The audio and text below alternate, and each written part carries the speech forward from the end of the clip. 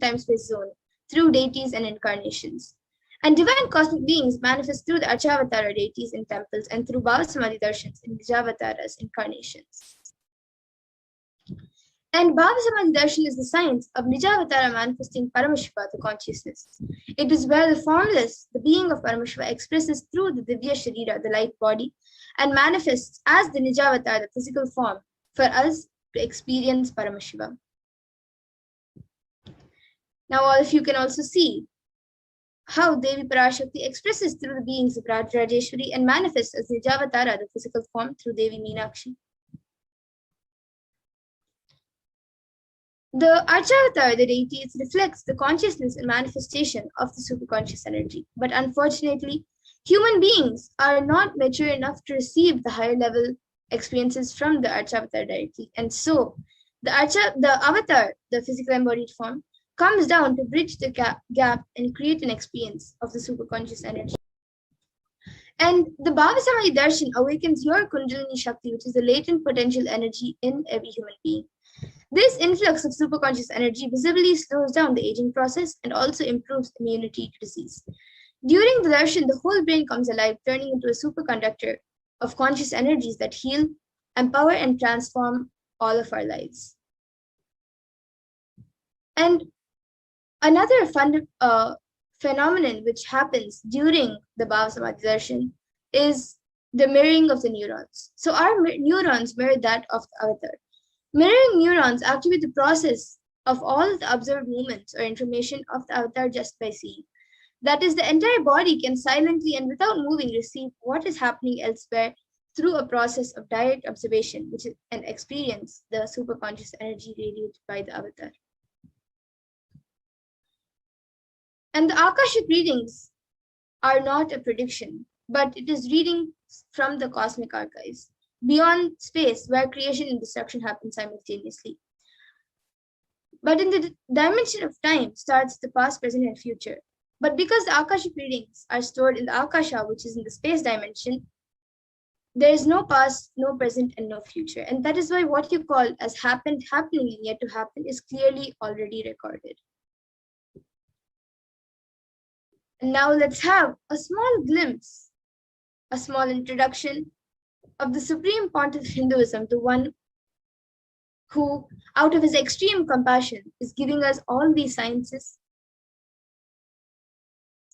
So the Supreme Pontiff of Hinduism, Jagat Guru Mahasannidhanam, His Divine Holiness, Bhagavan Nithyananda Paramashivam, is the reviver of Kailasa, which is a macrocosmic, ancient, enlightened Hindu civilizational nation. And the Supreme Pontiff of Hinduism is the 1008th incarnation of Paramashiva as per Hinduism, recognized by his predecessors who are enlightened masters and adepts. The Supreme Pontiff of Hinduism has made the science of power manifestation, yoga, and temple-based universities a lifestyle for humanity. And he is ordained as the 233rd Guru Mahasannidhanam of Kanchi Kailash Sarpadmipitam, which is the Tondai Mandala Adina, the incumbent emperor of Suryamsha Sarangi Samrajyam, the present 293rd Jagat Guru Mahasannidhanam of Kailasonati Shyamla Pita Sarvik, and the present Mahamandleshwar of the Mahanirvani Akada, which is the largest apex monastic order. And the Supreme Pontiff of Hinduism is also the 1008th Acharya Mahamandleshwar of the Atal Akada, which is an ancient apex body of Hinduism, the present 23rd Guru Mahasannidhanam of Dharmamukti Swargapuramadinam, and is elected as the Supreme Pontiff of Hinduism by a congregation of over 1,000 Hindu leaders. And he is also revered as a teacher of Hinduism, the most prolific, most viewed, read, and watched. He has authored 300 books and 10,000 articles in 3 different languages, which are English, Tamil, and Sanskrit. And these are translated into 50 languages with over 1,000 articles. And he has over 20 million copies of books and articles which are sold, read, and downloaded. And the Supreme Pontiff of Hinduism has also 10,000 hours of discourses online, and he has enriched and enriched 1 billion plus lives digitally and is respected as a commentator of all sacred scriptures such as Upanishads, Bhagavad Gita, Shiva Sutras, Brahma Sutras, Yoga Sutras, Ashtavakra Gitas, Jain Sutras, and many more. And he is also honored as the leader of Hinduism, the most awarded, internationally recognized Hindu leader. He has revived 108 ancient Hindu sampradayas such as Rudrakanyas and Rudras, Rishis, Rishikas, Bhairavas, Bhairavis, Sanya and Sanyas, and is the establisher of the largest Hindu university, which is the Kailashas Nithyananda Hindu University in the world with satellite campuses in 150 countries. He is also the establisher of 1,000 plus Kailasa enlightened ecosystems and the founder and reviver of over 100 Sarvagnipitas, and is also the collector of the largest Hindu library with over 1 million books, 1 million palm leaf scriptures, and over 20 million digital books. And now with this, we will be getting into the next segment. We'll be concluding this segment and getting into the next segment, which is an exciting segment where we will be seeing a live demonstration of the manifestation of extraordinary powers given to us through the Diksha, the initiation by the Supreme Court of Hinduism.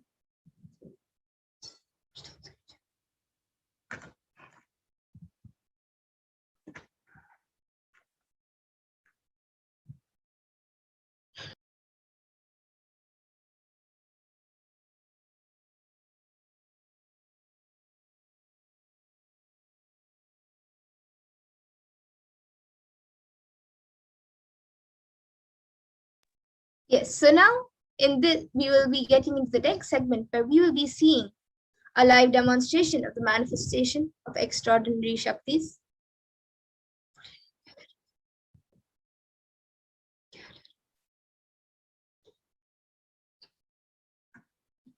So today, the Balasans, the Nityananda yogis, and the initiated disciples of the Supreme Point of Hinduism will be manifesting and demonstrating the powers gifted to us through the initiation, the Diksha. We can move on to the next slide.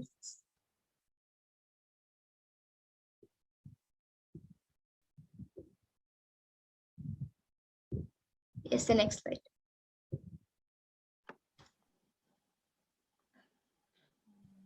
So, in today's Bhava Samadhi Darshan, all of us will be receiving the initiation into Third Eye Awakening and various other powers with the blessings and grace of the Supreme Pontiff of Hinduism. We will be manifesting the following powers of Third Eye, which is seeing with the eyes blindfolded. The third eye is the cosmic browsing center. Everybody might be wondering where the third eye is located. So, third eye is the cosmic browsing center located between the brows, which upon initiation, one can effortlessly express powers and see through the third eye, just as you would be able to see with the two eyes.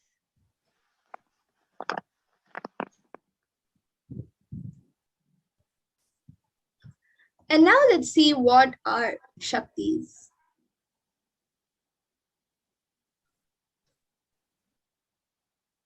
So in the Vedagumas, the source scriptures of Hinduism, Paramashiva reveals in elaborate detail that every human being is hardwired to be able to manifest 463 plus extraordinary Shaktis, divine powers. And manifesting powers are described as a system, method, and science for human beings to explore the various possibilities and powers and have access to various states of consciousness. Shaktis manifest from the fundamental cognition that you are divine. You are a divine and you need to manifest the divine, not that you are a man and you need to reach the divine. So now we will be seeing a few differences between the Shaktis and the Siddhis. This term Siddhis is very popular. Anyone could have heard.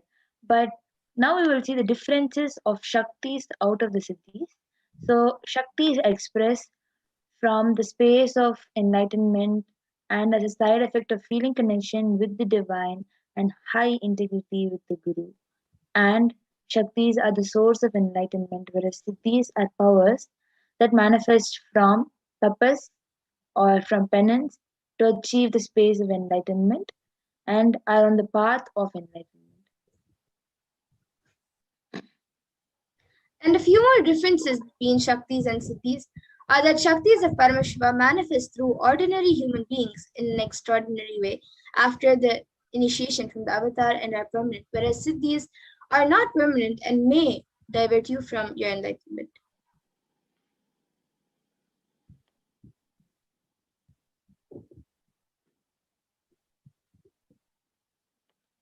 So, who is that? And The source now of Shakti,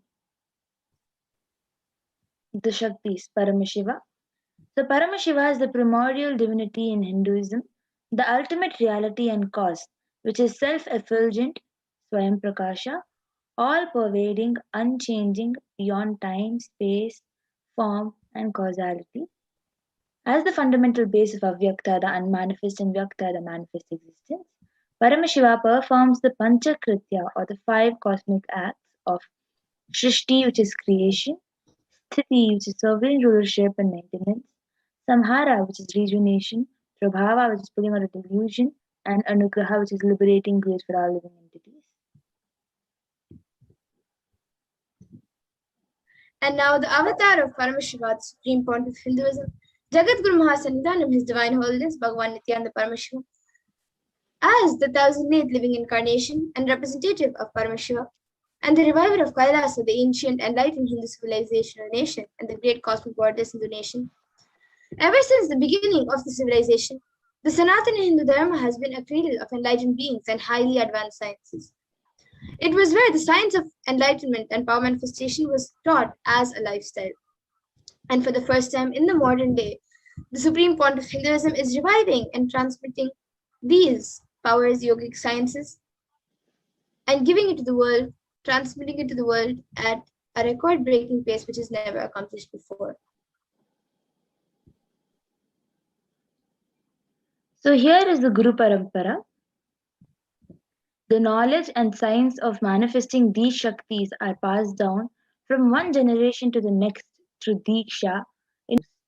The Supreme Pontiff of Hinduism, being recognized as an incarnation at a very young age, was trained and taught these sciences to revive the initiation and knowledge repositories for billions to manifest the science of power manifestation from disciplines of Vedanta, Tantra, Sri Vidya, Yoga, Yogic powers, Mantra Shastra, Siddha Vidya, science of Aushadha, Advaita, and Bhakti Yoga, Paramashiva Jnana and Paramashiva Vijnana. As you can see over here, the great rishis, Munis, Siddhas, the superconscious mutants who have recognized the supreme pontiff of Hinduism, who have recognized the supreme pontiff of Hinduism and predicted and recognized that the supreme pontiff of Hinduism is an incarnation of Paramashiva and Parashakti. You can see here the um, various incarnations, the rishis who have and the munis who have predicted the supreme pontiff to be an incarnation.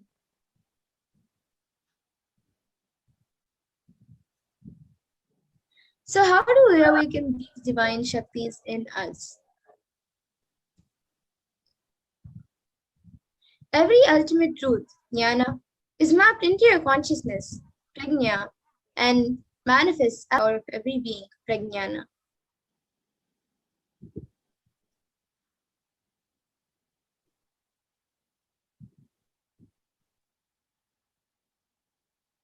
Yes, now we will be watching a video on the science of Diksha. You can share the sound.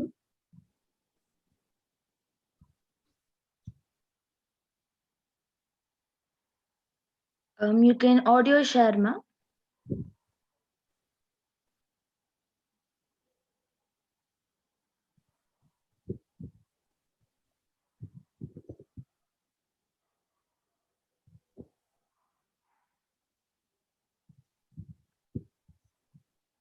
Or you can go to the next slide, ma.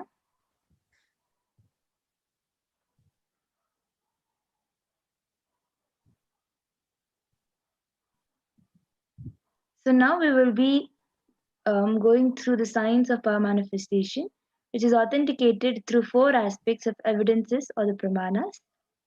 So the first is the Shastra Pramana, the eternal unchangeable truths revealed in the source scripture. The next is the Apta Pramana, the experiences and results of Apta, the authorities of Hinduism, the Vedic rishis, munis, scientists who time tested and verified this science.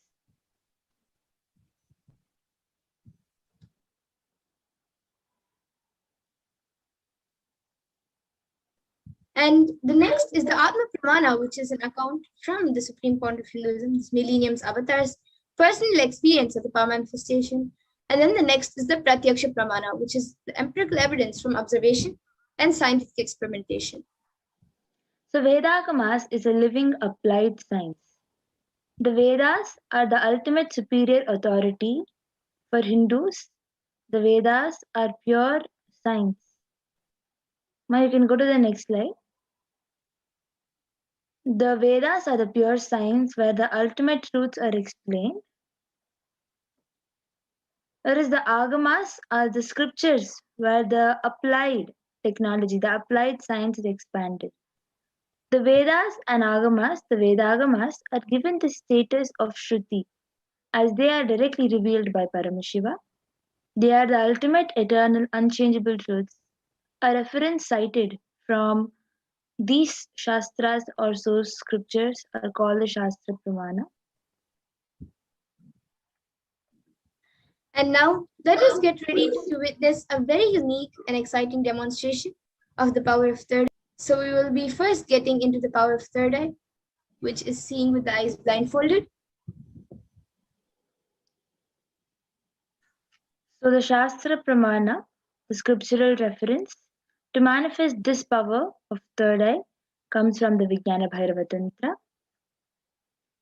Kapalaantarmanonyasa तिष्ठन्मीलितलोचनः क्रमेण मनसोदाध्यात् lakshye lakshyamutamam. By fixing the mind on the inner space within the crown center and sitting stably without any movement, having the eyes closed in succession by that stability of the mind and inner space through the power of the third eye, one directly sees the ultimate goal Laksham by having the vision beyond the sight that reveals any object or place, attaining the space of oneness with the source Paramashiva. So the next is the Apta Pramana, where Krishna initiates Arjuna into this power of third eye. न तु मां शक्यसे द्रष्टुं मनेनैव स्वचक्षुषा दिव्यं ददामि ते चक्षुः पश्य मे योगमैश्वरम्. Bhagavan Krishna says to Arjuna,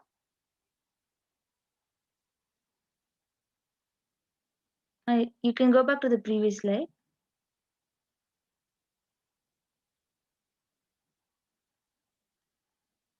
Bhagavan Krishna says to Arjuna, but you cannot with these physical eyes of yours. Therefore, I grant you divine third eye vision. Behold my cosmic opulence. In the Hindu Purana Bhagavad Gita, Bhagavan Krishna initiates Arjuna into the power of third eye to behold Krishna's Vishwarupa Darshan, the vision of his cosmic form. The 11th chapter of Bhagavad Gita, which contains the description of Bhagavan Krishna's cosmic form, is completely narrated by Arjuna as he sees Bhagavan Krishna through the third eye.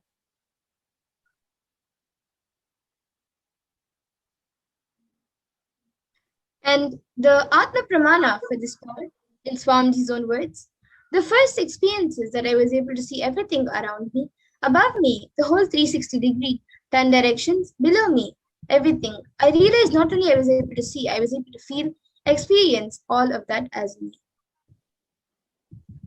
So the next is the Pratyaksha Pramana, the empirical evidence from observations and scientific experimentations.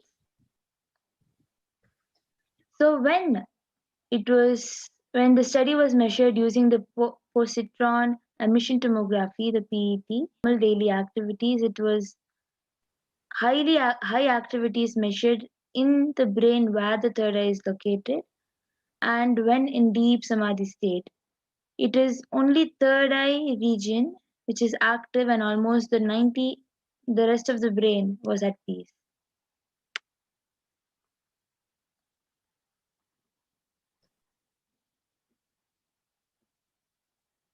Yes, and now we will be getting into the Sakshi Pramana, the live demonstration of the extraordinary powers. And these powers are a gift given to humanity by the Supreme Pontiff of Hinduism. And it is a pure science, a great science of third eye awakening. And the Supreme Pontiff of Hinduism has now initiated millions into this power. And this also has resulted in the manifestation coming useful in the day-to-day life also.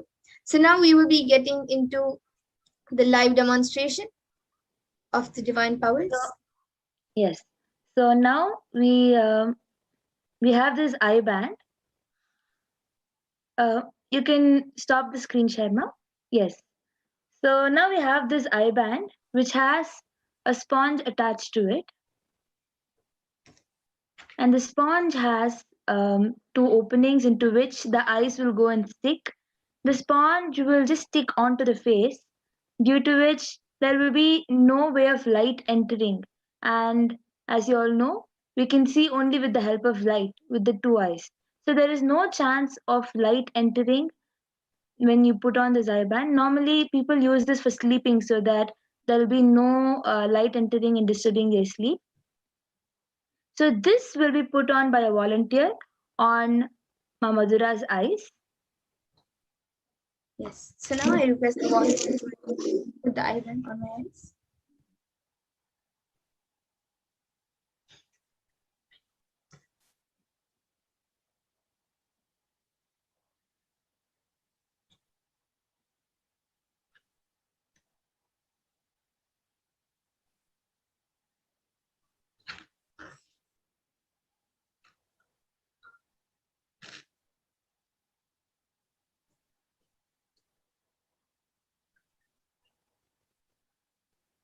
Yes, I think you can tighten it a little bit.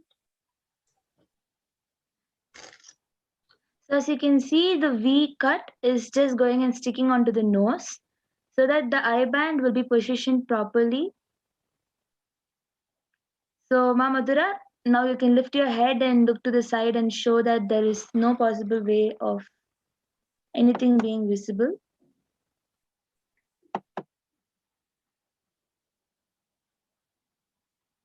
Yes, and now the volunteer will be projecting the YouTube comments in front of me. So if anyone has, if anyone wants anything in particular for Ma Madura to read, you can put it in the comment section. Yes, so we have last comment from Raman Vishishtaya, who has put Jai Nithyananda and then a pink flower emoji and then another yellow flower. I think it's a sunflower emoji, which it also has a stem and two leaves. And then above that we have Jai Kumar Sundaramurthyaya, who has put Om Nithyananda Paramashivoham, a namaskar emoji, a smiley emoji, and another I think that's a cat emoji or dog emoji, I guess. Oh, okay, it's two heart emojis.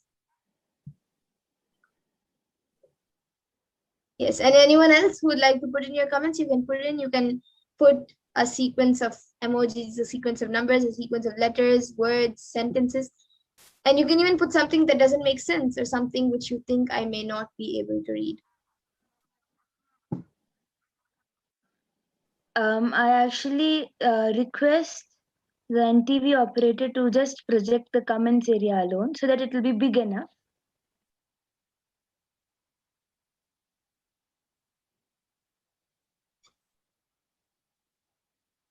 Not for the third eye, but for the people who are viewing us to be able to see.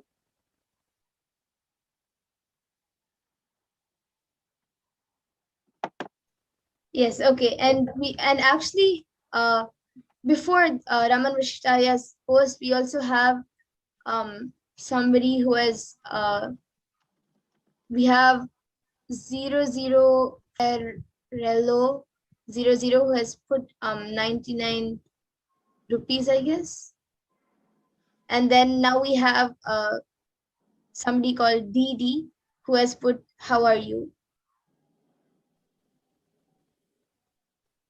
And anyone else who would like to put in your comments?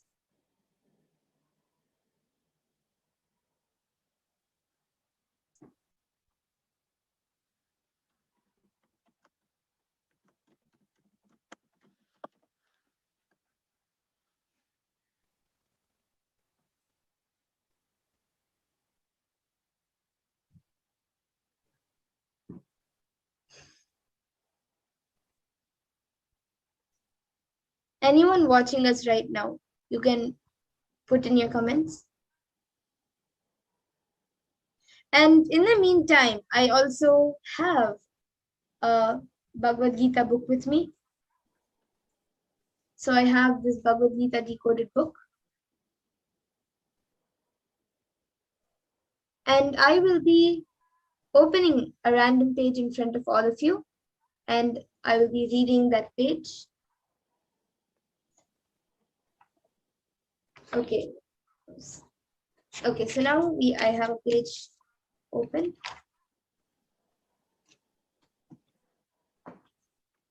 Okay, so this page is page number 744 and 745. And then there's in page number 744, there's a continuation of the previous sentence, actually of the previous word. It says, in the previous page, it says and rich, and then the ing is on this page. So enriching everything, it is a blessing.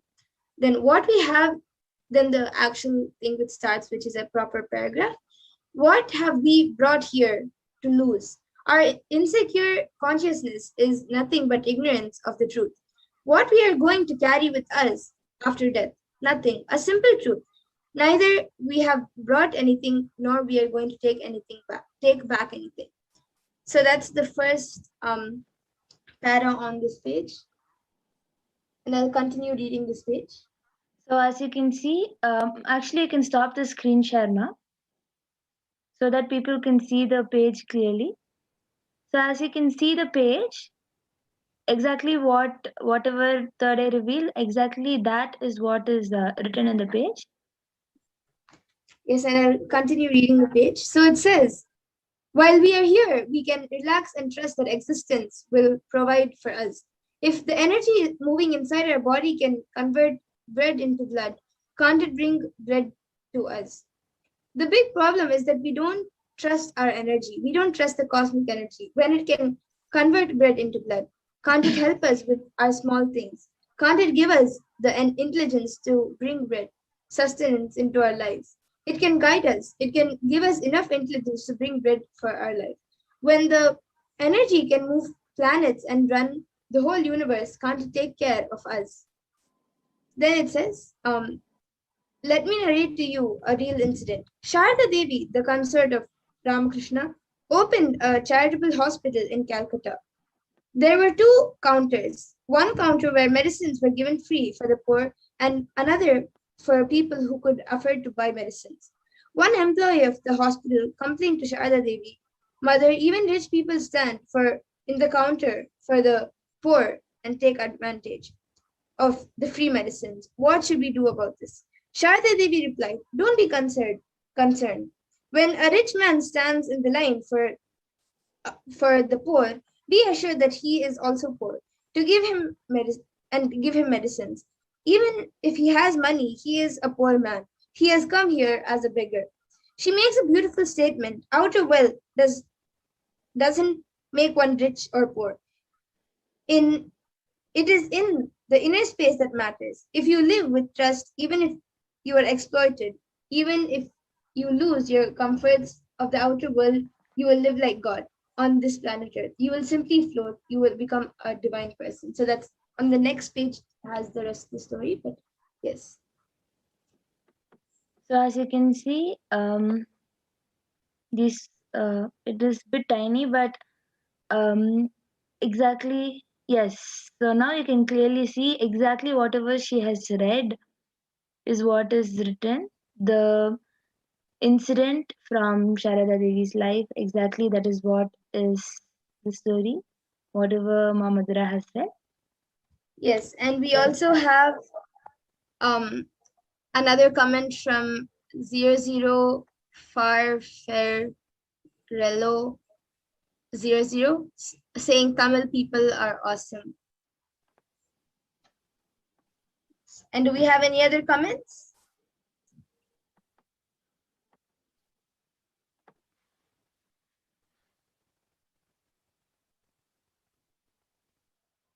Okay, so now I request the volunteer to remove my IBAN. So now I will be removing my IBAN and showing to all of you.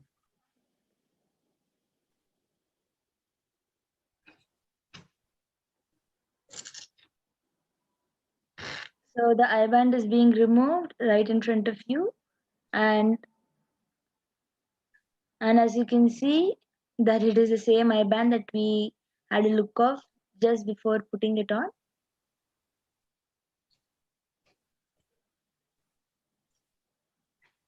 Yes. And now with this, we will be getting into the next power of body scanning. So anyone who would like a body scan can put your comments in the YouTube comment section as we see the Shastra Pramanas and the Pramanas for the powers of body scanning.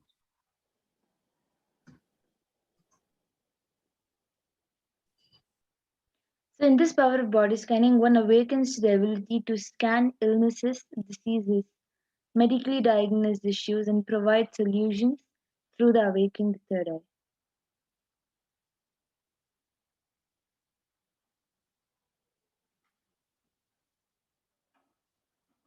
So the Shastra Pramana, to manifest this power of third eye, is स्वदेहे जगतो वापि सूक्ष्मसूक्ष्मतराणि च तत्त्वानि यानि निलयम् ध्यात्वान्ते व्यज्यते परा. Bhagavan Paramashiva says, cognize deeply that from the subtle to the subtlest constitutive principle of your whole body, Swadeha, or of the whole universe, simultaneously consists of the essential reality. They are being absorbed in their source cause Paramashiva. By the experience of such restful awareness, one becomes complete from all thoughts and the ultimate universal divine power. Paradevi Adi Shakti is revealed and the supreme power manifestation happens. Yes, and the next, the Apta Pramana for this power comes from the life of a Siddha. So Terayar was a Siddha and one of the most prominent devotees, disciples of Agatya. And one day, a man suffering from severe headache comes to Agatya for healing. Agatya then uses the power of body scanning and identifies the root cause of the headache. He reveals that there is a small terai, a type of frog, sitting in the person's brain. And then he instructs his disciple Terayar to perform an open head surgery and remove the frog. After the surgery is completed successfully, the person is healed and cured of the headache, and thus he gains the name Terayar.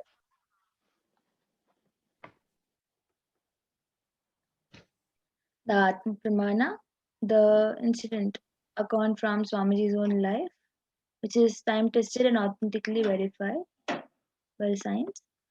So, on the 22nd December 2019, the Supreme Pontiff of Hinduism, His Divine Holiness Bhagavan Nithyananda Paramashivam, revealed how Swamiji uses the power of body scanning, paraphrasing his own words. Only when I had the multiple compound hand fracture, I was forced to go for surgery and therefore medical checkups related to that. At that time, they detected heavy metal quantity in my different organs. It was revealed that I had been poisoned without our knowledge. I immediately used diagnostic methods instead of medical facilities to study the body condition due to the poisoning. Through body scanning, I found out what the problems, imbalances had happened and where balance had to be done. I use allopathy as a second opinion to verify my findings. Yes, and now all of you can see the Sakshi Pramana, a few screenshots taken from social media where we have few of the disciples of the Supreme Pontiff of Hinduism who have been initiated into the powers. They have shared their experience of the power of body scanning. And now we will be getting into the Sakshi Pramana where we all will be witnessing a live demonstration of the powers of body scanning. So anyone who would like a body scanning can put your comments in the YouTube comment section and we will be more than happy to do a body scanning for you. Yes. So there are a few people who have already requested for the scanning. Ma Nayan Jenny Nithyananda Ma, please scan me. So Ma Madhura will be scanning you, Ma. Ma Yes. Nayan Jenny. The account DD is asked, can you please do body scanning for me, please? Yes. And Aya, I request you to put your actual name or your actual name for the power of body scanning. So we will surely do a body scanning for you. If you could just please put your actual name. Yes, and now I will be scanning Ma Nayan Jani. As we get the real name, the original name of the DD account, I will be scanning Raj from Germany.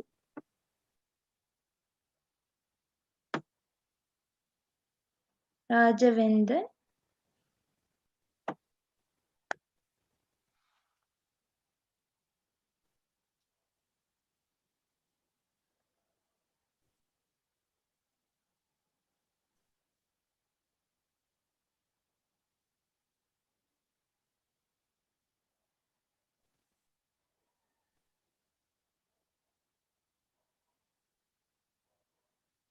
Okay, so Ma Nayan Jani.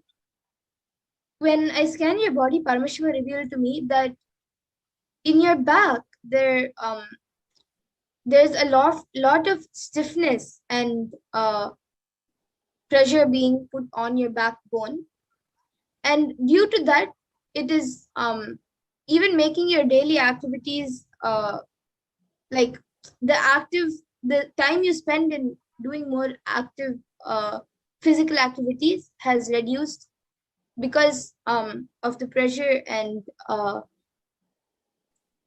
the stiffness being created in your backbone.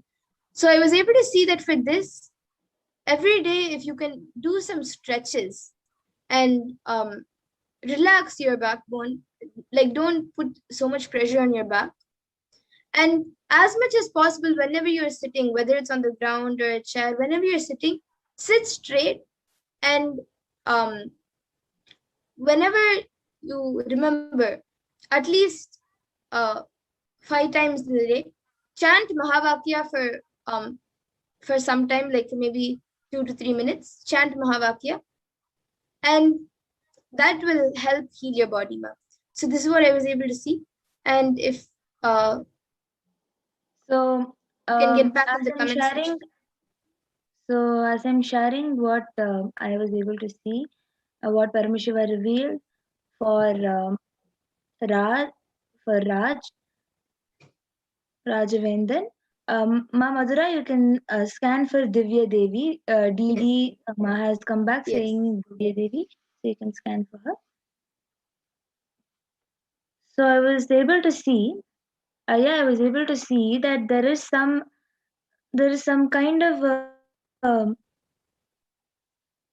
also before that for Ma Madhura scanning for Ma Nayanjani, she has come back saying you're right, Ma. So, Rajavendranaya, I was able to see that there is some kind of a reaction that your hand in particular, and which faces some reaction, kind of a reaction. You find it itching very frequently, or you find the skin slowly in your palm, the skin slowly peeling off, or something like that. And also there is some sort of pain that shoots from your back. It's like it just shoots and goes to high and just like that stops. I was able to see it is like a poking on your back. It just shoots in your back and then all of a sudden stops in that pain. I was able to see that this also happens. I was able to see that you should practice Paschimottanasana um, as a solution for your back. And I was also able to see that you have to apply some curd mixed with haritaki on your wherever the skin is facing some reaction over that. So these are the two solutions I was able to see. Yes. So Rajaya, you can get back in the comment section. And Ma Divya Devi, you to see there's this lot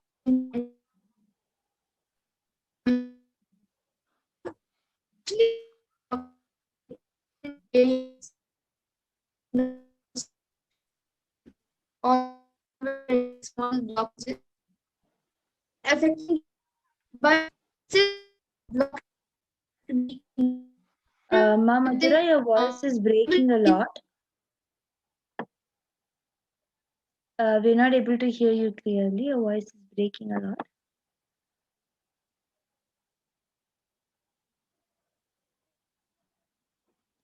So Rajaya has gotten back saying thank you so much, Ma. Thank you for getting back, Aya.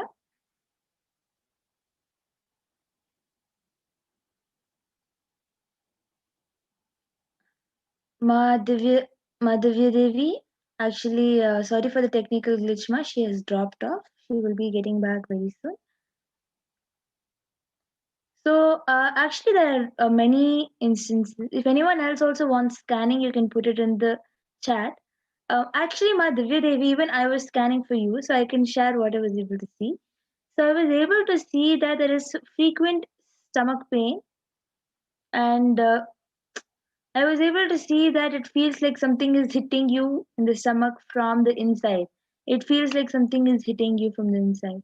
So I was able to see that it is not a big problem, but you just need to have more haritaki. So this is a solution I was able to see.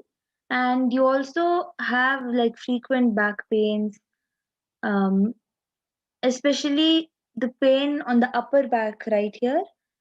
I was able to see that you have frequent pain, not just in the upper back. Most of the time it is in the upper back, but you have lower back pain and upper back pain. You have back pain in general. And the solution I was able to see is, as much as possible, do not take support of something to sit on. Sit straight. That itself will help a lot. This was the solution I was able to see. So if anyone has any questions, or if anyone else has any request for scanning, you can put it down.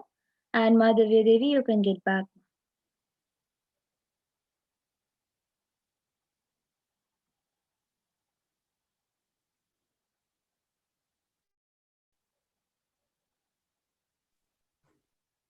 Yes. Yes, now even now Madhura will share whatever she was able to see. Ma, she is back. Yes. So as I was saying, there I was able to see for Ma Divya Devi that there's a blockage in their blockages in the nasal path. It's not uh there is a lot of blockage, but it is not affecting right now very much.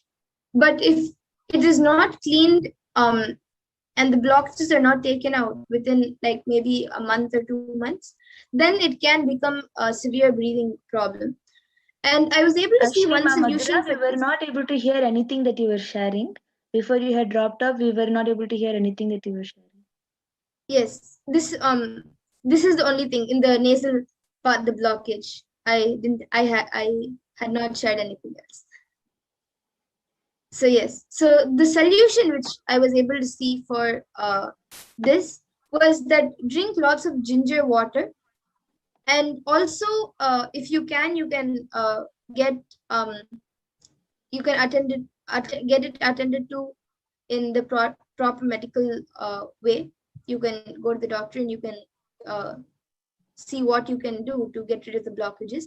But I was also able to see another solution is to drink lots of ginger water, hot ginger water. So you can boil ginger with water and drink that. So this is what I was able to see. So for what Paramashiva revealed for Madhavya Devi to me, um, Madhavya Devi has gotten back saying true that she is having back pain. True, Ma, I have a back pain. So that is what she has said. So many more people are also asking for body scanning. Like Madhavya Devi herself is asking. And thank you very much for the scanning Rajaya has gotten back. Thank you, Aya, for getting back. So as you can see, there are more people who are asking. You can come back tomorrow again, and You can come back tomorrow Yes. for getting the scanning done now, as we are limited in time.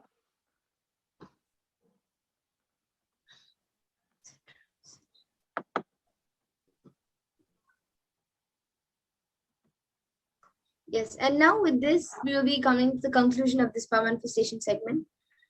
And we will be moving on to the next segment where we will be learning more about Devi Parashakti. So we will be back after a short break. Please stay tuned. We will be back. Thank you, Nithyanandam.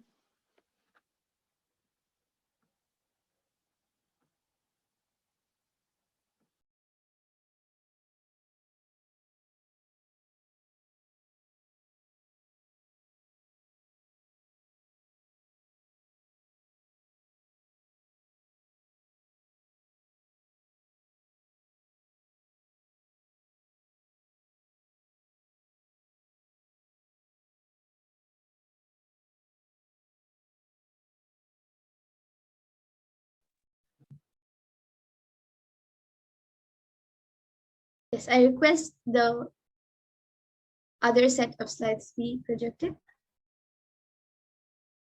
So now we will be moving on to the next segment where we will be learning about the divine feminine consciousness, which is Devi Parashakti.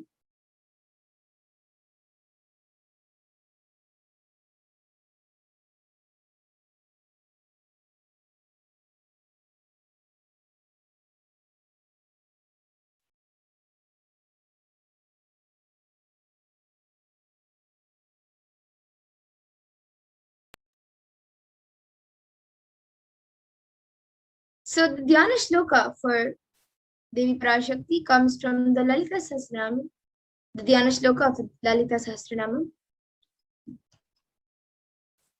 I'll now be chanting. Sindhuraruna Vigraham Trinayana Manikya Mauli Spurat Taranayaka Shekharam Smitamukhim Mapina Vakshoruham Panivyamali Purna Ratna Chashakam Raktotpalam Bhibratim Saumyam Ratna Gatastha Rakta Charanam Dhyayet Paramambikam.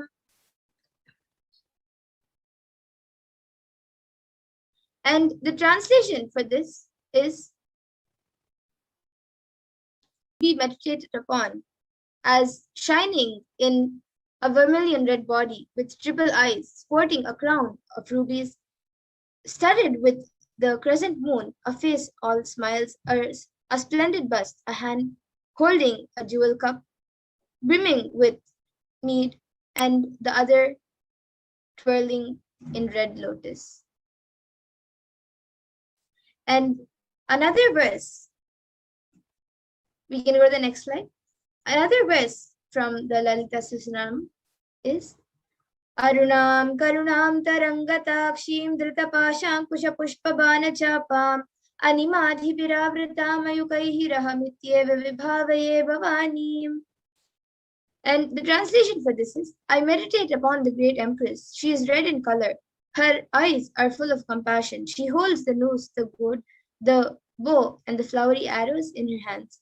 She is surrounded on all sides by the powers such as anima forays, and she is the self within me.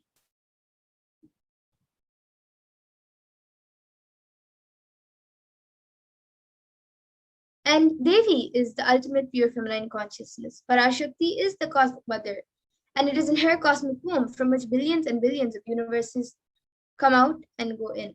It is the source where the Big Bang and black holes go on and on. Parashakti is the source Shakti, the source energy, the source power, from which all of us came, in which all of us are in even now, and which all of us are going to merge into.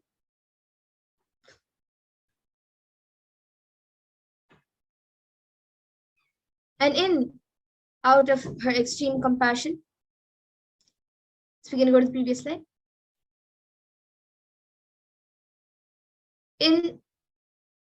Out of her extreme compassion and love, Parashakti herself is manifesting through the embodied form as the Nijavatara of the Supreme Pontiff of Hinduism, Jagat Guru Mahasanidanam, His Divine Holiness, Bhagavan Nithyananda Paramashivam, gracing us, answering all our questions, attending to our prayers, giving boons, healing us, revealing our past, present, and future, and delivering profound spiritual truths, and ultimately giving us the experience of Paramashivoham itself.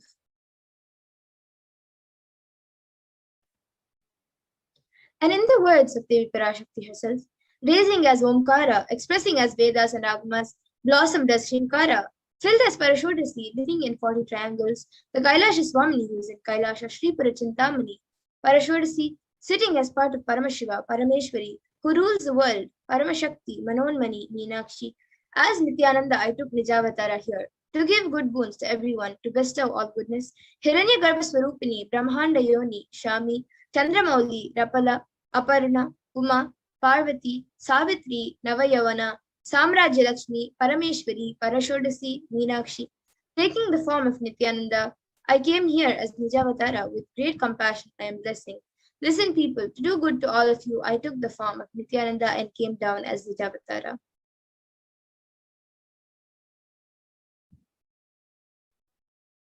And again, in the words of Devi Parashakti herself, raising in Omkara, blossoming as Shiva, Shiva manifesting as source of existence, powers of existence, expressions of existence, from the oneness of Om, blossoming into two as Prakriti and Purusha, blossoming as three Shaktis, Icha, Kriya, and Jnana, growing as four Vedas, expanding as five Panchabhutas, beyond six chakras, filled as Gotras of seven Rishis, expanding as eight directions, existing as nine Grahas, blossoming as 10 Indriyas, being as 11 Rudras, creating all the worlds, bringing life, to tell and make truth blossom, and to do good. Parashodasi Meenakshi, in the form of Nithyananda, I came to bless every one of you. And now, let's see how we can receive Devi Parashakti.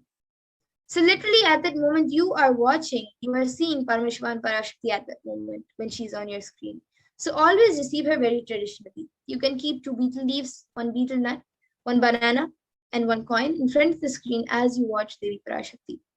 A coin is considered the traditional dakshina in the Hindu tradition, and it can even be it can be the lowest value. In India, it can be just a paise, and in the US, a cent. Swamiji says, I'm not trying to monetize. Keep even 1 cent, it is okay. So for 100 days, if you have darshan, it will add up to $1.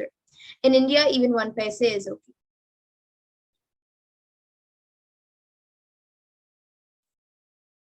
And then once the darshan is over, after the darshan, and after it is offered to Devi Parashakti, you can do the namaskar and you can eat the banana, the betel leaf and the betel nut, and take it as the prasadam immediately. And the coins which you collect, you can send it to the LA temple. And this betel leaf, betel nut may look too small, but in a few days you will see how much it adds to your sentiments, that really she is there. You will not take Devi Darshan for granted. Rituals will break your monotonous, unconscious mentality and lifestyle and remind you and raise you to the powerful cognitions. It will break your unconscious behavior. And now all of you can also see how you can set up the tambulam, the one betel nut, two betel leaves, one banana, and one coin. There are also many other things kept in the plate, like a coconut, kumkum, flowers, and many other things. Whatever you would like to add, you can also keep along with the plate. But these, the coin, the betel leaves, the betel nut, and the banana are just a few basic things. So you can start off with this. You can keep it in a plate, keep it in front of the screen as you watch Devi Parashakti. And now with this, we come to the conclusion of this segment, and we will be moving on to the further segments of the Parashakti Akash readings, where we will be seeing what Devi has revealed for humanity and how it has become a reality and how Devi is giving solutions for everything to save humanity. So now with this, we will be back after a short break to continue and move on to the further segments.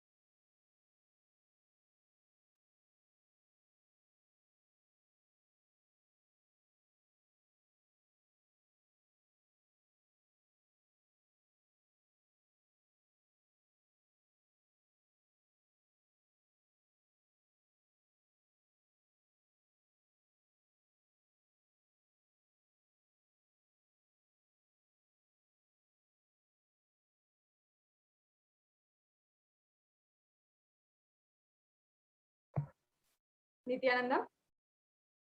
Welcome to all of the viewers. After that very quick break, and as you can see, we understood now the introduction to Devi Parashakti. Now let us move into the next segment of this program as we are preparing and getting ready for the Guru Poornima festival. The next segment, we will be understanding some of the guidances that Devi Parashakti has given. As well, we will be seeing the different ways that whatever Devi Parashakti has told has come true, has literally become a reality in just a matter of days or in even a few weeks. Devi Parashakti has guided the whole humanity with so many different guidances and ensure that each and every one of us understand and are protected by Devi Parashakti.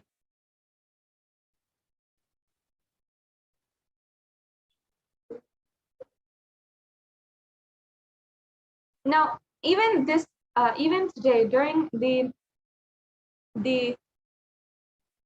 satsang, the Supreme Pontiff of Hinduism, in the last satsang yesterday night, the Supreme Pontiff of Hinduism had told us, warned us once again about making sure we are prepared for the third wave of coronavirus, and that this is not the time to take our guard down.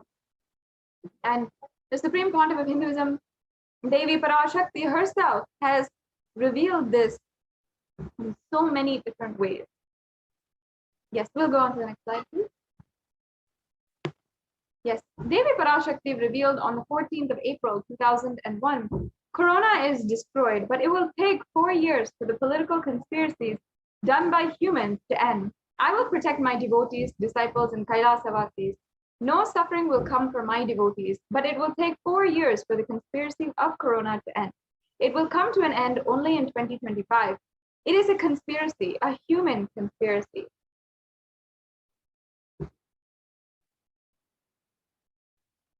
And you are asking about the suffering of Corona in India? Listen properly to what is said. With honesty, I am telling you the real truth. The cosmic pralaya has stopped. The Corona second wave that is happening now is a bioweapon. And what is happening now is a biowar. As Nijavatar, taking the form of Nithyananda Parashakti, I came in person to save Bharat, to save Sanatana Hindu Dharma in Bharat. Taking the form of Nithyananda when I came as Nijavatara, the people who doesn't know how to live having me with them, what I will do for them.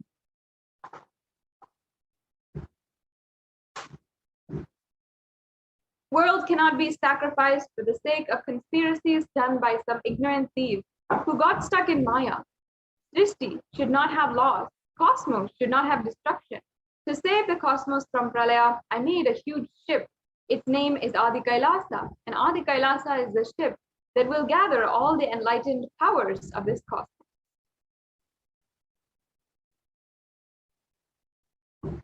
And save the people from the Pralaya through the tricks of traitors, rule of enemies, without any other way out. Time came for the sailor itself to leave, and that is why the sky is boiling and moving towards huge destruction.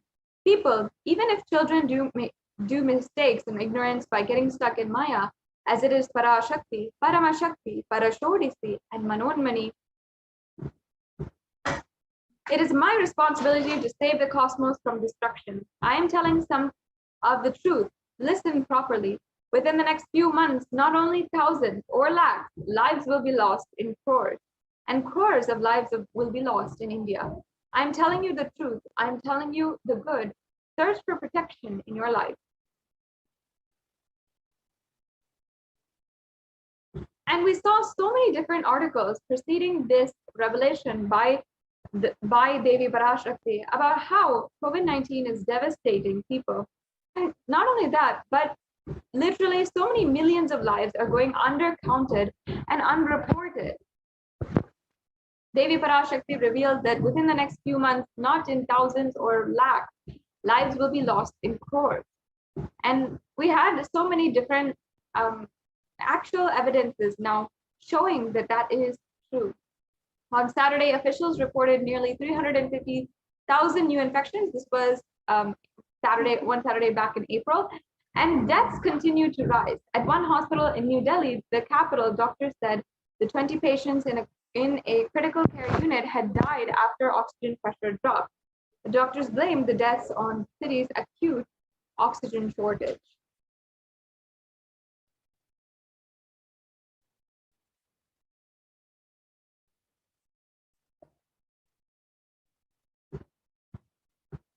And here we have another article saying India posts highest death toll in pandemic so far. So here it says that India reported the coronavirus pandemic highest single daily death toll. This was back in May. But the thing is that the numbers that appear on Google, if you're Googling, or the reports for global reporting, still are not adding up to the totals that we see on the ground. The amount of deaths happening and bodies being burned in the cemeteries and the burial grounds, and the amount of bodies which are literally floating in Ganga. All of these are unaccounted lives, all of which have been literally have been stolen from them due to the inadequacies and absolute criminal negligence of certain authorities.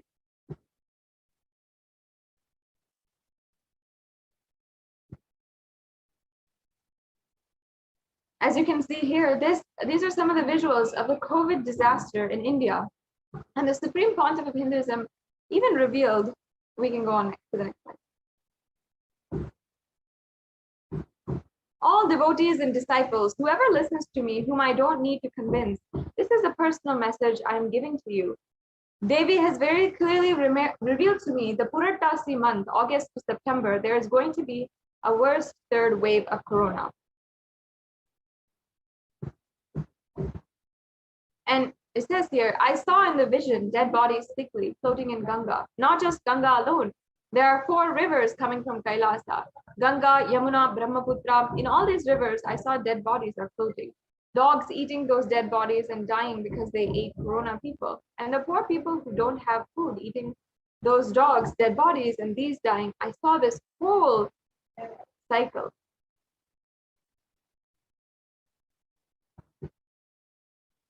The Supreme Pontiff of Hinduism continued to reveal, I am not a constipated conspiracy theorist or a positive thinking bakwa. I see reality as it is and revealing to you all as it is.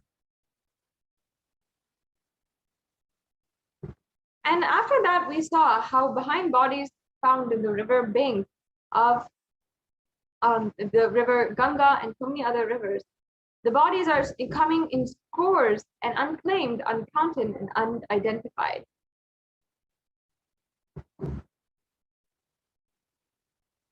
Here we see another headline here, saying India's holiest river, Ganges, is swollen with COVID victims, showing how hundreds of corpses have been found floating in the river or buried in the sand of its bank.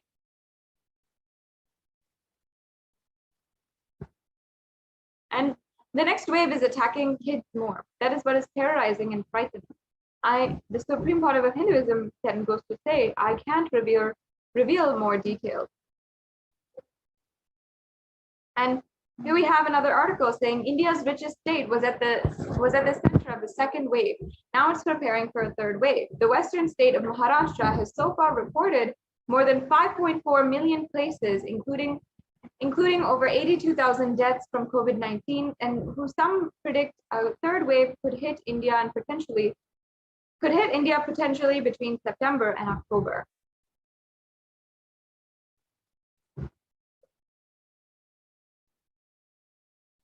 And here it says how we should not lower guards and prepare for an inevitable third wave. Even though it is being anticipated that the coronavirus cases would peak in mid-June in the city, experts have been warning against lowering the guards, as they said that a third COVID-19 wave looks inevitable by October end. Not only that, but the experts have further said that the third wave could be deadlier than the first 2 waves. Now, I request if we can show the slides on Padayatra.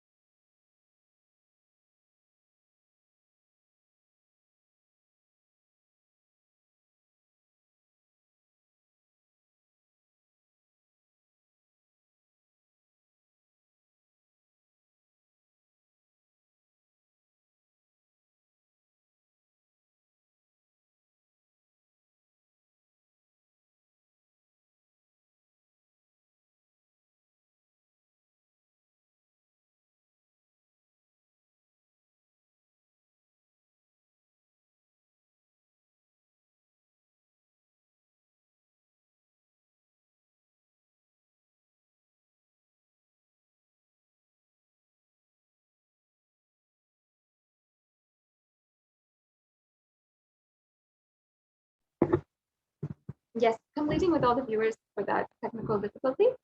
Now, as you can see here is another article from India's richest, saying that India's richest state was at the center of the COVID second wave, and now it's preparing for a third wave. The western state of Maharashtra has so far reported more than 5.4 million cases, including 82,000 deaths from COVID-19. Some predict a third wave could have hit India potentially between September and October. And again, here we're saying and emphasizing how we should not lower the guard and prepare for an inevitable third wave. Even though it is being anticipated the coronavirus cases would peak by mid-June in the city, experts have been warning against lowering the guards, as they said in the third wave COVID-19 looks. As they said, the third wave of COVID-19 looks inevitable by October end. And not only that, but the experts have further said that the third wave could be deadlier than the first two waves. Now, why are people still, despite this evidence and despite so many people saying this, why are people still believing and removing all caution and not protecting themselves during this time? Many people, even in news articles today, are looking at, are seeing news of so many crowded streets in India, people who are going to shopping malls, people who are going to life as if it was back to normal. But we have to know that this is not the end, and the third wave is inevitable to come. Here we have another article where it says Maharashtra preps for the third wave as COVID hits 8,000 children in one district. And it also says in the subline, Maharashtra government sources said they expect a possible third wave could hit at the end of July or early August. With more than 8,000 children catching the coronavirus in the month of May in Maharashtra's Ahmednagar, the state has started taking extra steps to minimize the impact of possible third wave of COVID-19 that may affect children more. In Maharashtra's Sangli city, a COVID-19 ward is being prepared, especially for children. And currently 5 children are being treated here, and facility is being prepared for more patients.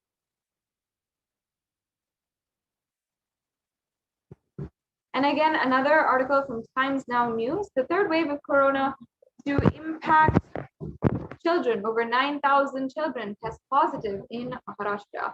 With the fears of the second wave of COVID-19 still lingering, of course, this was quite a while back, this article, the experts have suggested that the third wave will severely impact children. If the virus changes its course of nature, the children will be largely impacted. And reports suggest that the virus has already impacted children across the country in the second wave. So each and every one of us needs to understand the importance here. Now, I request if we can go on to the next set of slides, the Padayatra slide, and understand how the Supreme Pontiff of Hinduism has actually helped and was trying to help prevent such immense amount of destruction to happen.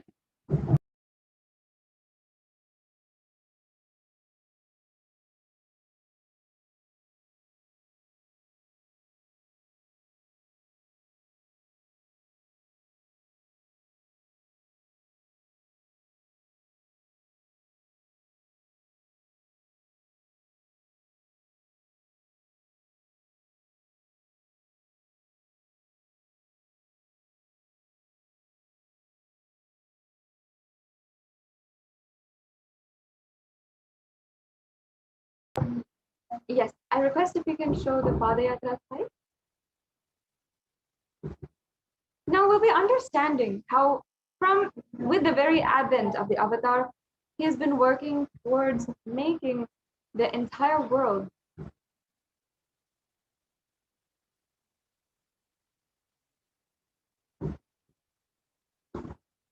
literally preventing this very destruction that is happening.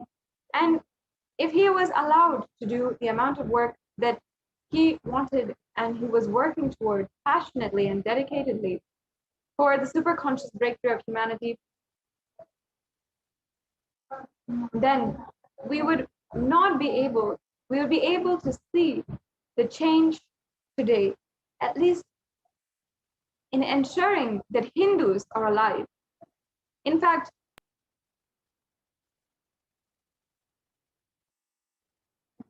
yes, you can see now the unique contribution to the spiritual consciousness from the Vedic tradition. Yes, we can go on to the next slide.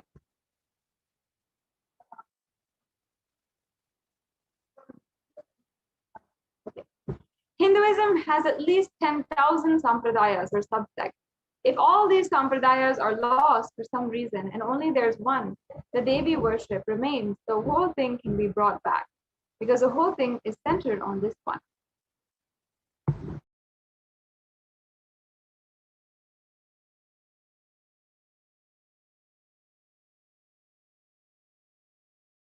Yes, and the Supreme Pontiff of Hinduism continues to say that the sacred feminine worship is a hologram of the Vedic tradition. There is no enlightened being on the planet Earth without worshipping the sacred feminine, including me.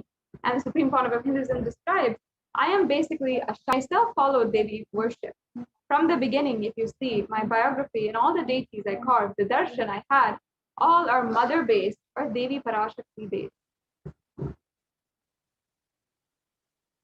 And Sri Ramakrishna, great avatar who lived in 1836 even, 1836 to 1886, he says, Shiva is Brahman, but Devi has the key to reach Brahman. Unless she opens, nobody can reach him.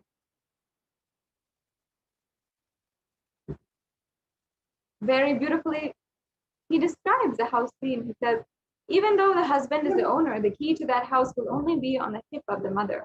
Either you have to fall at the feet of the mother or these small sons of the mother. Only they can touch that place, the hip of the mother, and remove the key. Nobody else can touch. So either surrender to the mother or people who are closer to the mother to reach.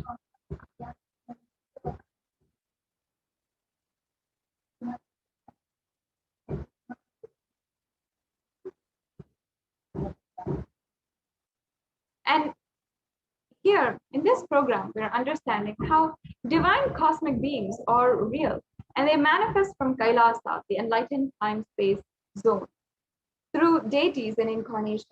In Madurai, Paramashiva as Bhagavan Somasundareshwara and Devi Parashakti came down from Kailasa and established the greatest enlightenment ecosystem. In Madurai, Bhagavan Sundareshwara graced the people of Madurai and various miracles, and he stays in the frequency where he immediately assumes the human body and relates with you, answers you, responds to you, and raises you. The whole Shivalilarnava in Madurai beautifully Paramashiva reveals in every time when he assumes the form to manifest certain power and grace the devotee. He exemplifies the expression of certain sacred secrets that humanity can benefit from. And Dhananjayan, a merchant living in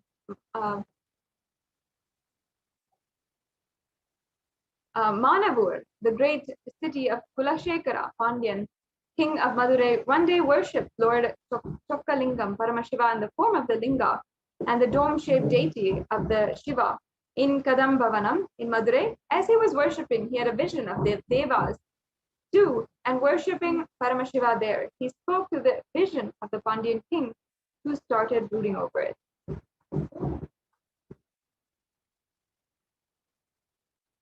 And that night, Lord Somasundareshwara appeared in the king's dream as a Siddha, self-realized mystic, and advised him to convert the forest of Kadambavanam into a city. The king immediately gathered the best experts to construct a marvelous temple. And as you can see, this is the temple here. And while the king performed the Shanti ceremony, the ritual performed to remove obstacles before a launch of a new venture, Lord Sundareshwara allowed the nectar, the manna from the crescent moon on his head, to mingle with the sacred Ganga water in his crest and flow on, because it was so sweet. The place required the name Madurai.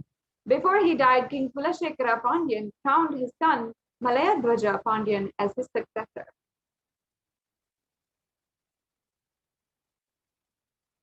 And Paramashiva tested the strength and will persistence of the devotees. Paramashiva tests only the tyaga of the real devotees. Before you connect a house or a gadget with electricity, you check the capacity with the wire to see if a medium is capable of transmitting the huge electricity, else it will get burnt. So before Paramashiva transmits power, he tests your capacity of tyaga, because only then you will be able to receive it. The core principles of Sanatana Hindu Dharma, tyaga, vairagya, and shakti, are demonstrated by the 63 Nayanmars of Shaivism. And Paramashiva came down and raised the lives of Nayanmars and liberated them from living enlightenment.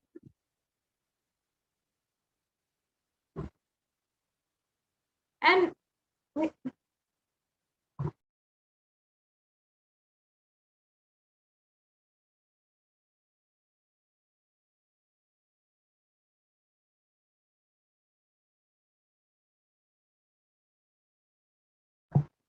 yes, and we also have the story of Nandanar.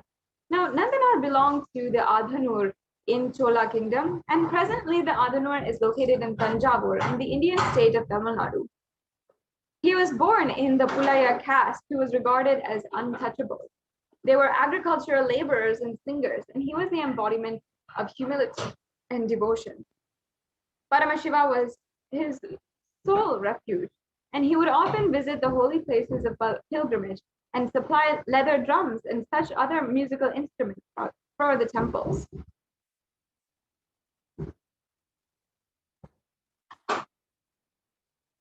And when Nandanar went to the temples, he would stand outside Paramashiva's temple and sing the praises of Paramashiva and dance. However, he harbored a strong urge to pay his respects to Paramashiva at the Shivalokanatha temple in Tirupankur. He went to Tirupankur and stood in front of the temple. And when, yes, we can go on to the next slide. He was grieved because Nandi, which was hiding Paramashiva himself. And Nandanar prayed to Paramashiva to get a glimpse of the deity. Paramashiva was highly pleased with his devotion and asked Nandi to move a little so that Nandanar can have his darshan. Even today at Tirupankur, Nandi is actually leaning to one side, and Nandanar had a delightful darshan of the Lord. Nandanar cleaned up the surroundings of the temple and dug a pond, which served as the temple sink. In honor of Paramashiva, he circumambulated the shrine and returned to Adanur. Nandanar visited many temples of Paramashiva and served the god. Once he longed to visit the Thillai Nataraja temple of Chidambaram, which enshrines the Paramashiva as Nataraja, the Lord of Dance.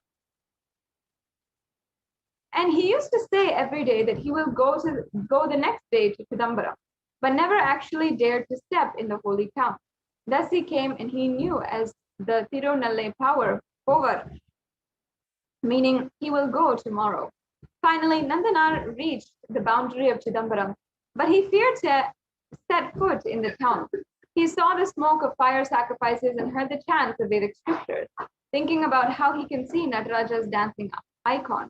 The Nayanar circumambulated the town numerous times and finally succumbed to fatigue and slept. And Paramashiva then appeared in his dream and told Nandanar to enter the temple through a holy fire. The god also informed the Brahmin priests of Chidambaram to prepare a fire. Next day, the Brahmins approached Nandanar as per the divine order. Nandanar went around the fire, and with his name on his lips, his mind fixed on the lotus feet of Paramashiva, he jumped into the fire, and he emerged from the fire with a new holy body with sacred ashes smeared all over, and the holy thread and matted locks. He then was taken inside the temple, and in the Kanaka Sabha, he worshipped Paramashiva. He went into divine ecstasy and was completely absorbed in the dance of Paramashiva. A dazzling light was seen in the room, and Nandanar had disappeared. He had become one with Lord Nataraja.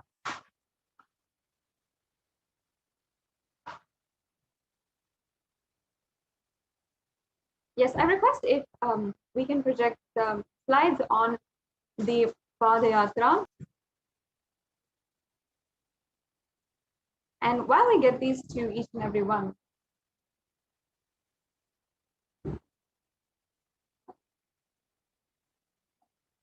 we can understand a little bit more about the upcoming program in just a few minutes.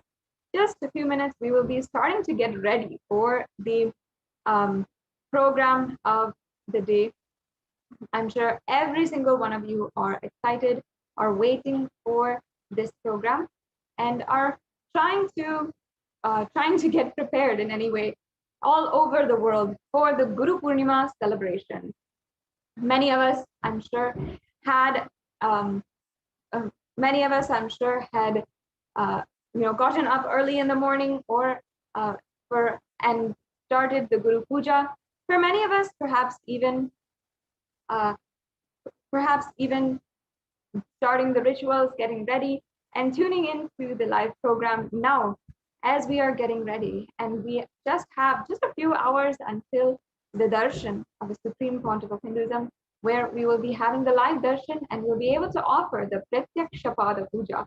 And this is the day that is the very most auspicious time to offer the Pratyaksha Pada Puja. Now we can stop the share for now. Yes. So this is the very time that I'm sure each and every one of you are eagerly awaiting the Pratyaksha Pada Puja and the darshan of the Supreme Pontiff of Hinduism. Guru Poornima is the time when each and every one of us are able to connect with the Guru. And not only that, all of the grahas, the planetary energies, everyone is supporting you to connect to the Guru. And it is such a beautiful time. It's this time that you should understand and see that everything that is happening outside of you is just in order to connect you to the Guru. Everything. You should see each and every person as a role in connecting you with the Guru. Every single person is pushing you towards and trying to make you relate with Guru and trying to connect to Guru with the utmost powerful cognitions and experience oneness with the avatar, with the Guru, and ultimately oneness with Paramashiva himself. In Kailasas around the world, we are celebrating Guru Poornima today, and this is the time that we are going to be able to offer the Pratyaksha Pada Puja and join in the celebration. Yes. So now we can ensure that we are waiting for the divine presence of the avatar. And in the meantime, let's understand a few of the beautiful ways that the Supreme Pontiff of Hinduism has manifested and guided the entire humanity for the last 43 years after his advent on planet Earth. Today, humanity is still undergoing the after effects of the cosmic deluge, the pralaya, and thousands of deaths due to the global pandemic and emerging fungal epidemic, along with the record numbers of natural disasters, have taken a huge toll on humanity's collective psyche, leading to increase in poverty, malnutrition, depression, and mental health issues.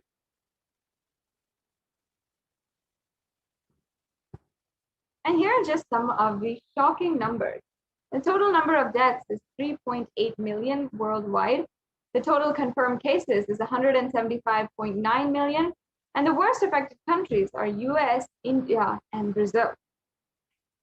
But of course, even here, there's so much of underreporting gone. It's almost impossible to understand and know what exactly is happening. The next slide, please.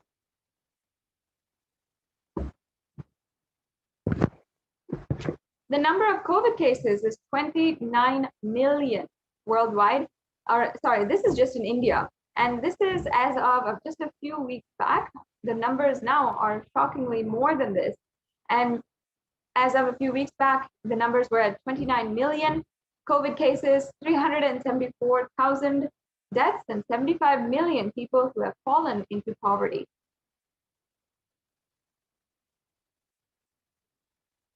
And because of this, India is suffering because of it is the sixth most depressed country in the whole world.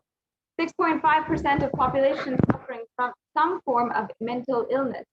Also, the suicide rate of 10.9% for every 1 lakh people. Suicide is one of the biggest causes of death in the age group 15 to 24, and the average suicide rate is for every 1 lakh people.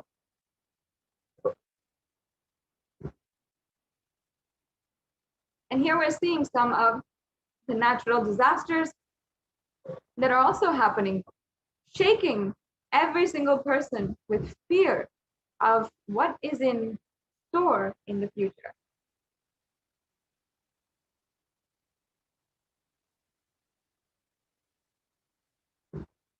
Now, let us understand how we could have prevented this. Let's just watch a brief video what Devi Parashakti revealed as the solution.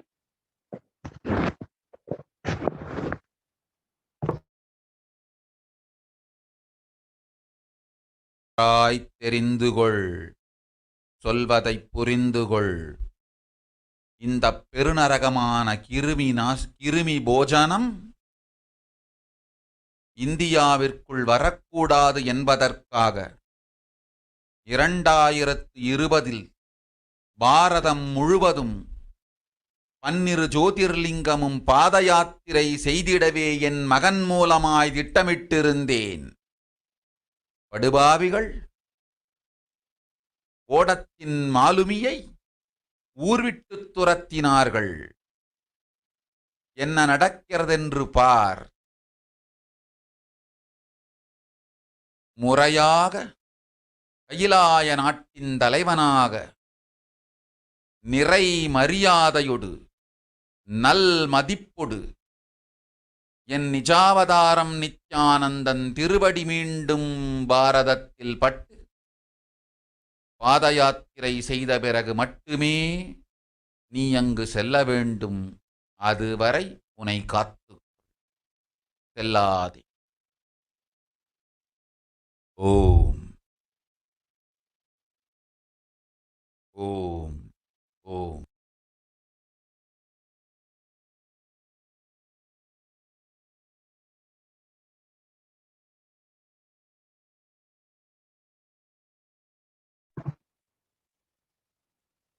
Yes, we can go on to the next slide.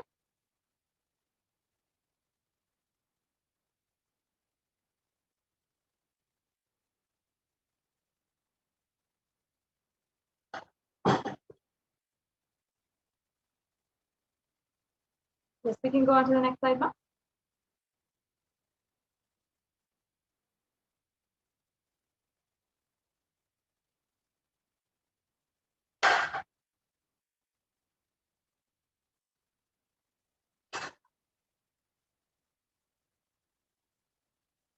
Going on to the next slide.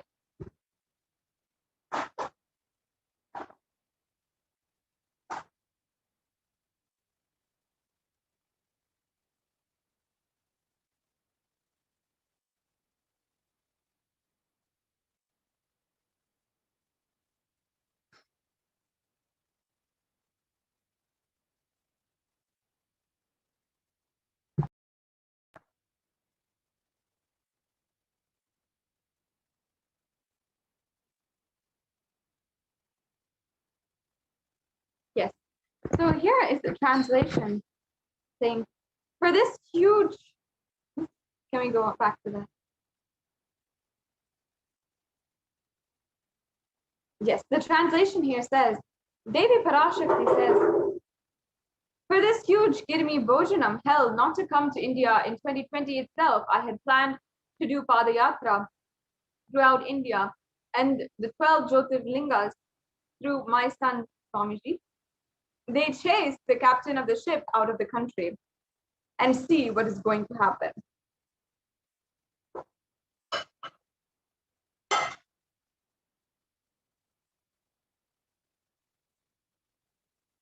Yes, now we can watch this brief video.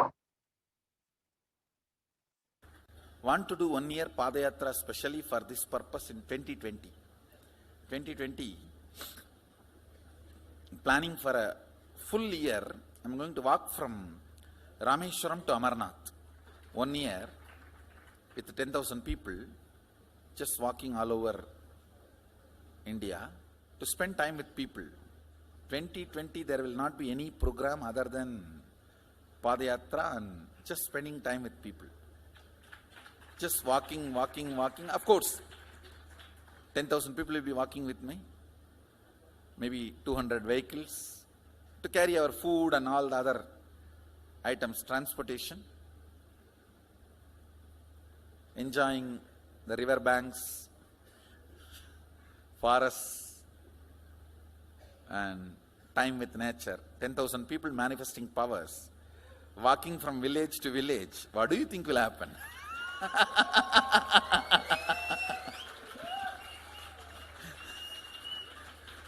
The scene of Buddhism spreading will be repeated now. How the Buddhism spread? 10,000 monks walking from village to village. What will happen?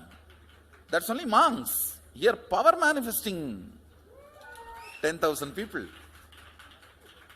The whole village will be manifesting powers. Just want to enjoy India and let India enjoy me. So planning for next year Kumbh Mela 2019, next year January Kumbh Mela. Before that, all the Balalayam, everything. Balalayam is going to be like the same structure outside with one stone tower, gold coated. It will be something like a 40 to 50 feet tall stone tower and 5 Rajagopurams, which will be something like 120 feet. This will be the Balalayam. And after the Mulalayam is built, this Balalayam will serve as a Utsava Murti Sannidhi, where the Utsava Murtis will be worshipped and where the Archanas.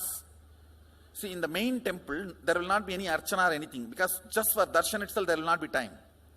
Like Tirupati, you can only have darshan and Arti, the camp for Arti. No other worship is allowed in the main temple. Because 12 Abhishekam is going to happen, 12 Kala Abhishekams. So continuously the rituals will be going on. People can have only darshan. They will not be able to involve themselves in any ritual.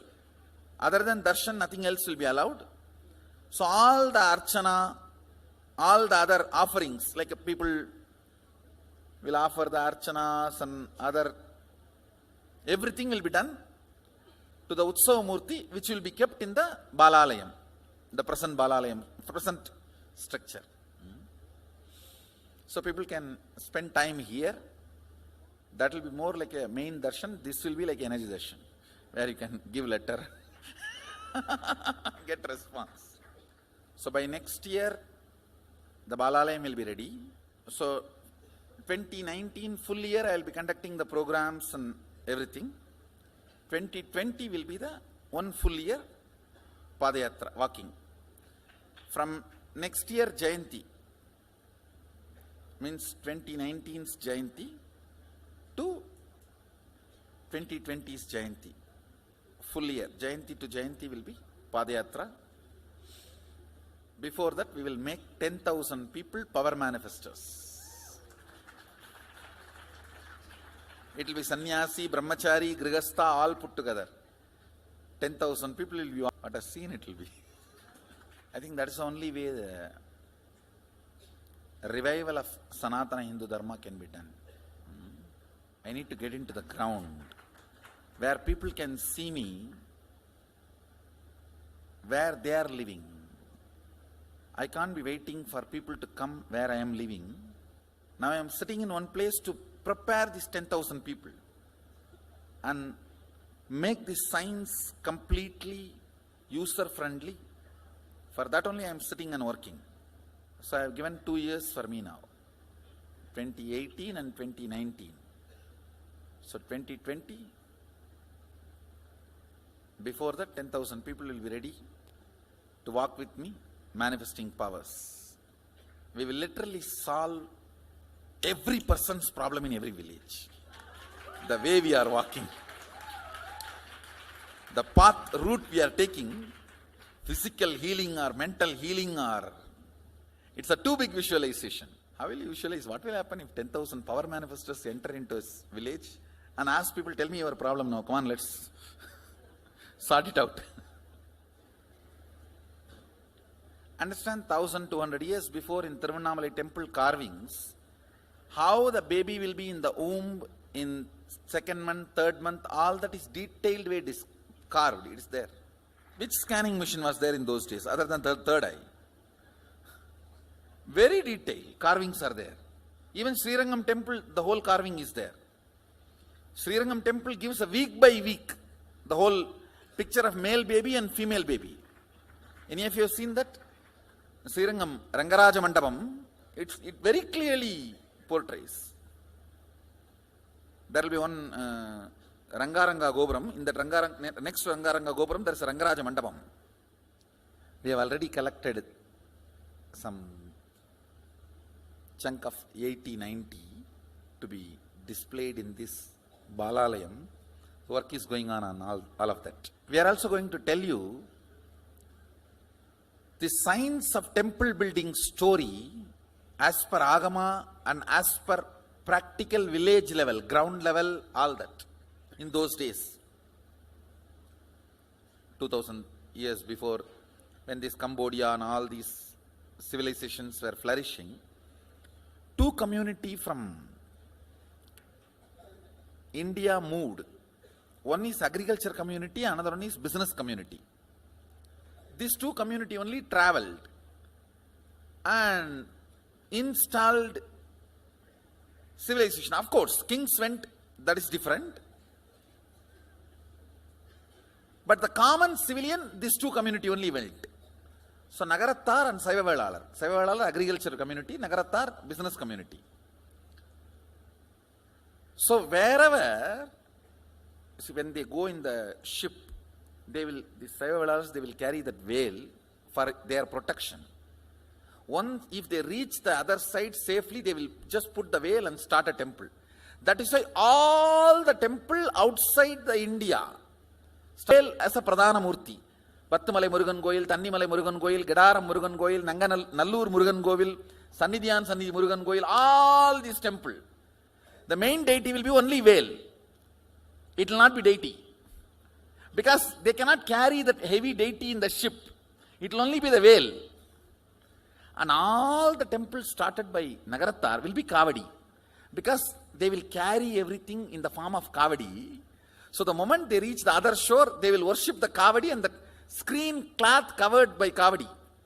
Kadirgaman, Darachila, Murugan. All the major temples started by Nagarattar. The Kavadi and the screen only will be the deity. All the temples started by Saivavelalar, only the veil will be the deity.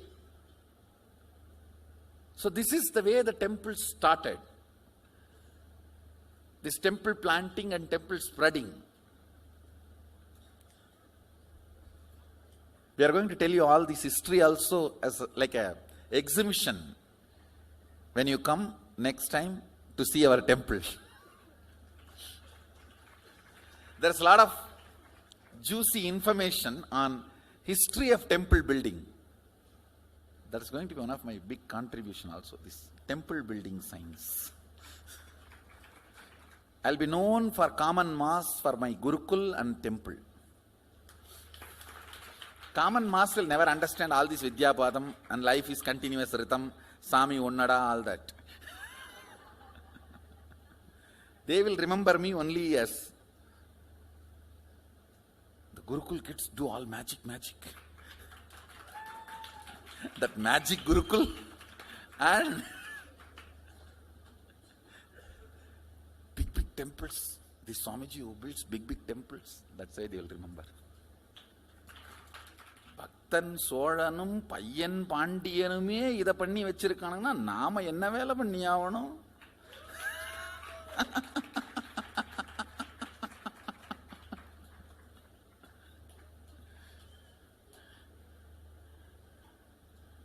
இல்லை நாமே வந்து போனோம்னு மறந்துடுவானுங்க மனுஷ பசங்க.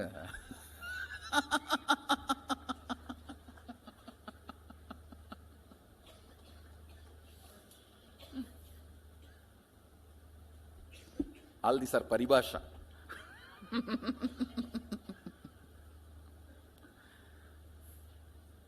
Paribhasha means, these horse brokers will have their own language. Pari means horse. Paribhasha means arms brokers all over the world, any country. The arms brokers will have their own language to do the negotiation. That is why that word Paribhasha got evolved. Even now in Indian villages, these cow brokers and they will have their own language. You can't understand. You will be standing there right in front of you, they will finish the negotiation, and which you can't understand.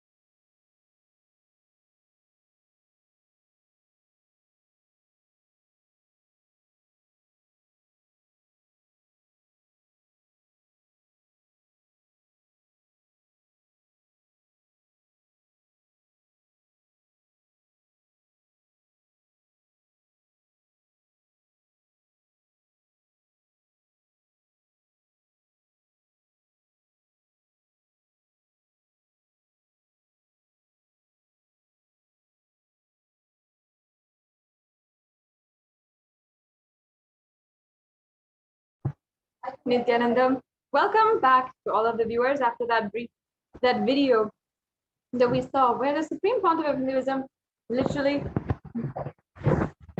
described to us the vision that he had to do Padayatra and save the entire humanity during this time.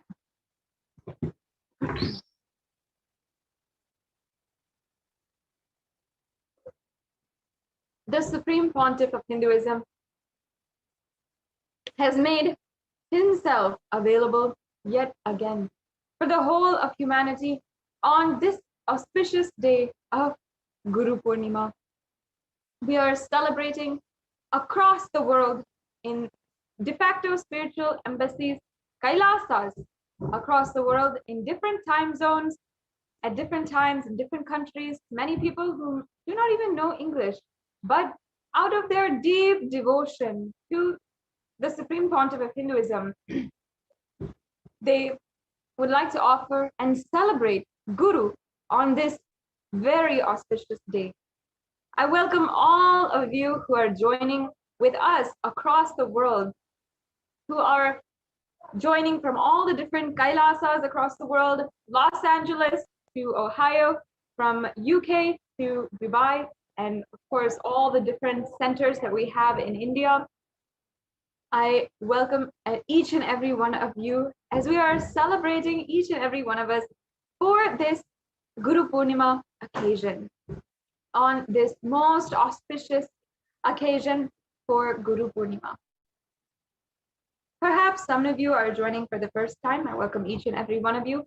And if you are joining us from wherever you are, then please take a few minutes to like and subscribe in all of the different social media platforms. that we are available in, that Kailasa is present in, that is YouTube, Facebook, Instagram, Twitter, and many other social media platforms. And you can ensure that you are always connected and getting notifications from Kailasa on different events, especially as we will be having continuous events for the next 2 days. A packed schedule of different festivities and so much ongoing here with each and every one of you celebrating. I'm so excited to be able to begin this beautiful day, welcoming each and every one of you, and be here to see each and every one of you who are joined in two-way video conferencing as well, and be able to interact with anyone. I would welcome each and every one to comment down below where you're coming from, where you're joining from, and what is your plan for the Guru Poornima Brahmotsavam, for Guru Poornima celebrations today. It's going to be an amazing day.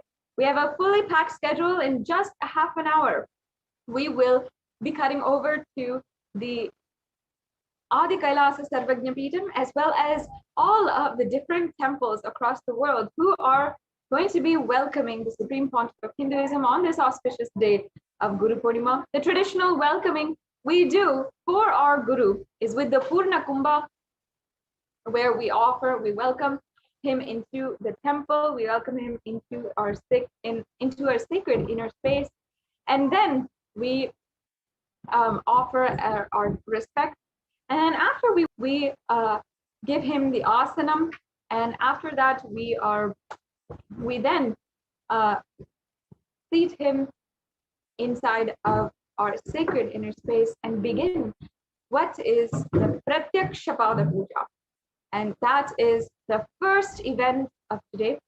The Pratyaksha Pada Puja is the ritualistic seva, the offering at the divine lotus feet of the incarnation of Paramashiva, the Jagat Guru, and our beloved Supreme Pontiff of Hinduism, where we will simply be offering all the different karmas that we have, all the different baggage, the pains, everything that we might have, and offer that at the feet of our Guru. And we offer each and every sacred offering in this offering with beautiful sacred sentiments, and offering our deep devotion and prayers at the feet, the divine lotus feet of the Supreme Pontiff of Hinduism. Whether it is in the Manasa Puja, where we are literally chanting the most beautiful sacred sentiments that are possible to have, or in the Upachara Puja, where we're actually offering the various naivedyams and the different beautiful, delectable sweets, as well as all of the most sacred offerings that is considered sacred in Sanatana Hindu Dharma. We'll also be then offering from all the Nithyananda Annalayas across the world around 1008 naivedyams in every single offering will be offered, and we will be offering so many different releases, gifts for each and every one of you, from Kailasa to all of you to enjoy, and including what the Supreme Pontiff of Hinduism himself announced as a gift for each and every one of us to experience ultimate oneness with Paramashiva. And also, we are also going to be offering the different cultures, the different darbars, and as well, we will be offering the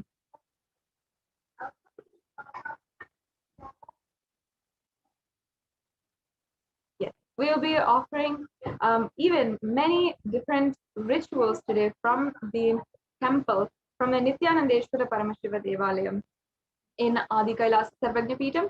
And you'll also be shortly, we'll be seeing all of the different temples who are going to be joining with us and celebrating along with the Adi Kailasa Sarvagnya Peetham, the main temple in Bidadi. And we'll be celebrating across the world for this auspicious Guru Poornima day. Now, what is the significance of Guru Poornima? Guru Poornima is the very day where all of the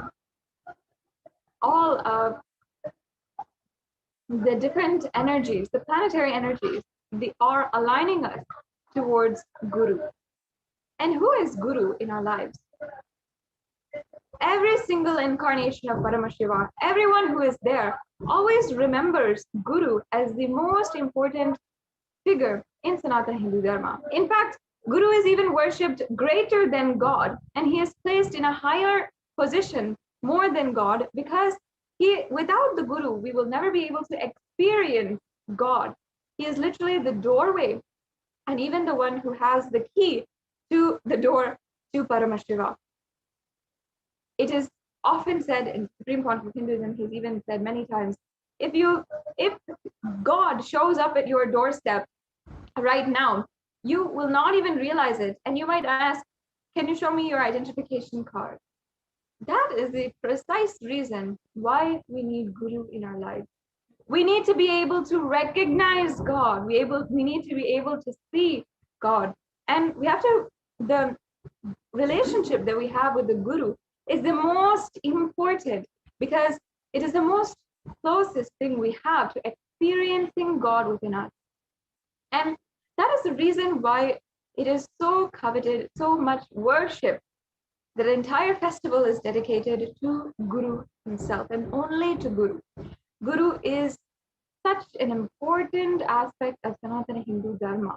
And if not the Guru Parampara, which has taken us generation to generation, we would not even be enjoying what we are enjoying today in Sanatana Hindu Dharma. As Hindus, especially as NRIs, if we're living across the world, a part of the global Hindu diaspora, we would not be enjoying the beautiful, stable family that we have, or the rich culture that we have, or even the academic stability and academic success that we have, or even the career success, if not for the sacrifice of the gurus of our society, our culture, and our civilization. If it was not for the great Guru Parampara, which has literally brought down, passed on the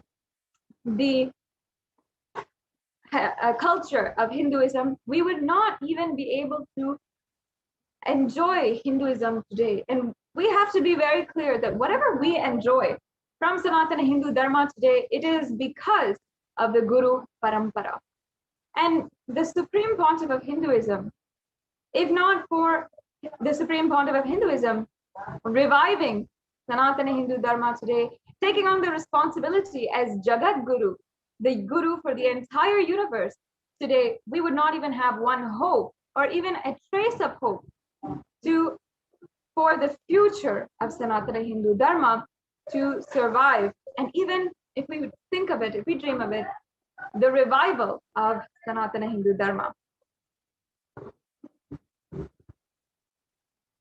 And each and every one of you can take a few minutes today and deeply contemplate the role of Guru in your life. And perhaps if you are anything want to align to the Guru, take a few minutes and see what you'd like to manifest in your life in regards to your relationship with the Guru. Now, even Sri Satya Sai Baba, being one of the great incarnations of Paramashiva, upon his realization of his incarnationhood, he sung the very lines, Manasa Bhajare Guru Charanam.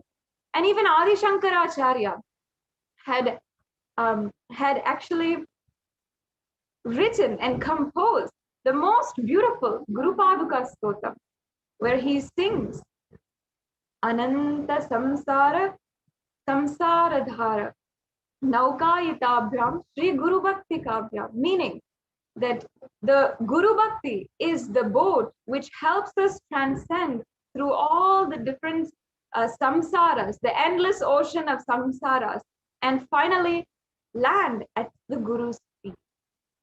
It is such a beautiful verse which Adi Shankaracharya composed out of his deep devotion, ultimate devotion. It's such a beautiful verse that we can each and every one of us, if you think about it, we can personally relate to.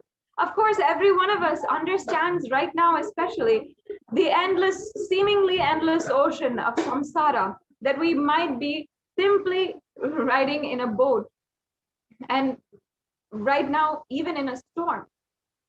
But it is the Guru Bhakti which helps us navigate at this time, even in these extremely tense and dark times. It is the Guru Padaka itself, which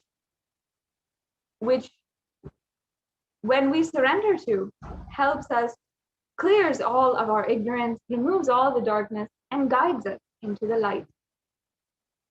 Adi Shankaracharya wrote these very beautiful verses, and it is so important that he himself, who is revered and worshipped as the Shanmata Stapaka, meaning the one who has united all the 6 mathas, all the 6 traditions of Hinduism.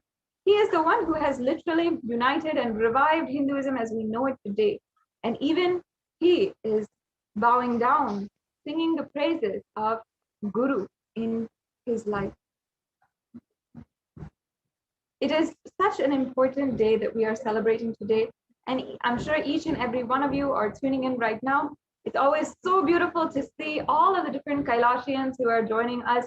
And in just a few minutes, we'll be able to see all across the world so many different Kailashians who join us and who will be offering and welcoming the Supreme Pontiff of Hinduism in their respective temples, devalayas and annalayas, and offering the various different offerings that we have today. Once again, our schedule is entirely packed, and it's going to be an extremely exciting events after events, back-to-back schedule today, including the Pratyaksha Pada Puja, the message for Guru Poornima by the Supreme Pontiff of Hinduism, various releases that we are having from Kailasa, and Darbar and rituals and culturals, as well as so many different elaborate rituals that will be offered at the Adi Kailasa Nithyananda Paramashivam, including the 1008 Nithyananda Homa, which is going to be 1008 homas, which are done for at the feet of the Supreme Pontiff of Hinduism, and offering our gratitude for having incarnated and happened in our life as Guru. And not only that, we will be moving on into today's schedule with also the Maheshwara Puja, as well as the Sannyas initiation. The Supreme Pontiff of Hinduism himself will be blessing and initiating new members of the Sannyas order. It's an extremely exciting event that is happening today, and we will be able to witness more and more people transforming their lives, taking up the brave and best decisions to take up the lifestyle of sannyas in their lives. So all this is what you can stay tuned for today, and you can ensure that you are tuning into and make sure that you have Nithyananda TV and Kailasa TV playing all day today, because we will be having continuous events. Make sure that it's on your laptop, on your TV. We will be having continuous events, and the Supreme Pontiff of Hinduism himself will be gracing and guiding us. Let us all celebrate together this time in our lives, this beautiful time when we get to celebrate the presence of Guru in our lives, the very presence of the very Jagat Guru, the Guru of the whole cosmos, who is incarnated in the physical form on planet Earth today. It's going to be such an exciting day, filled with events and with a packed schedule. So make sure that you tune in. And I also invite each and every one of the viewers, if you are joining in from different places across the world, I'd love to see your comments, see where from you are joining in. You can comment in the comment section and on any of the any of the social media platforms, including YouTube, Facebook, in Twitter. You can comment down below, and we can see your comments on how and where you are joining in from and what you are celebrating today. And of course, you can always share about your experience and your gratitude to the Guru today. Let's spend a few minutes and take time to extremely appreciate and pay gratitude to our Guru, the Supreme Pontiff of Hinduism, for having literally manifested on planet Earth for each and every one of us and continuously manifested the revival of Kailasa. And not only that, the Supreme Pontiff of Hinduism has undergone continuous attacks and yet still withstood and ensured that we will never be able to miss his presence in our lives. And he will always be there in our lives, whether it is through the digital platforms or through the devalayas and the devalayas, and through the temple and the temple worship, or through the beautiful community. The Supreme Pontiff of Hinduism has ensured that no matter what, his grace and blessings will always be there, and he'll take care of absolutely every worry that we have, every fear that we have. And if there is anything inside of us, he'll absolutely heal it and protect us, even in these times of the worst happenings. And as many of us are going through some of the worst happenings as well. I know many of us have even lost loved ones, have seen so many people being affected by the COVID-19 pandemic. And for each and every one, the Supreme Pontiff of Hinduism has done literally so much in order to help and heal. And that is ultimately what even the Supreme Pontiff of Hinduism had told and revealed to each and every one of us today. How he had literally been, he had literally, whatever it is, he will ensure that he is available. He says he is flow like Ganga. Such a beautiful, powerful cognition which the Supreme Pontiff of Hinduism gave. And ultimately, we have to realize how much the Supreme Pontiff of Hinduism has done in order for each and every one of us to experience the ultimate oneness with Paramashiva. And the truth is that without the Guru Parampara, the ancient lineage of gurus from guru to disciple and guru to disciple, without that Guru Parampara, today we would not at all even be alive. In fact, if it was not for the great Paramahamsas who have descended on planet Earth, the Guru Parampara, who has literally started from Paramashiva to Parashakti, and then to Venkateshwara, then all the different gurus that have happened in the whole history of Hinduism. If not for them today, the whole planet Earth itself would be maybe 7 times destroyed. In fact, the amount of nuclear weapons itself is enough to destroy the whole planet Earth 7 times around.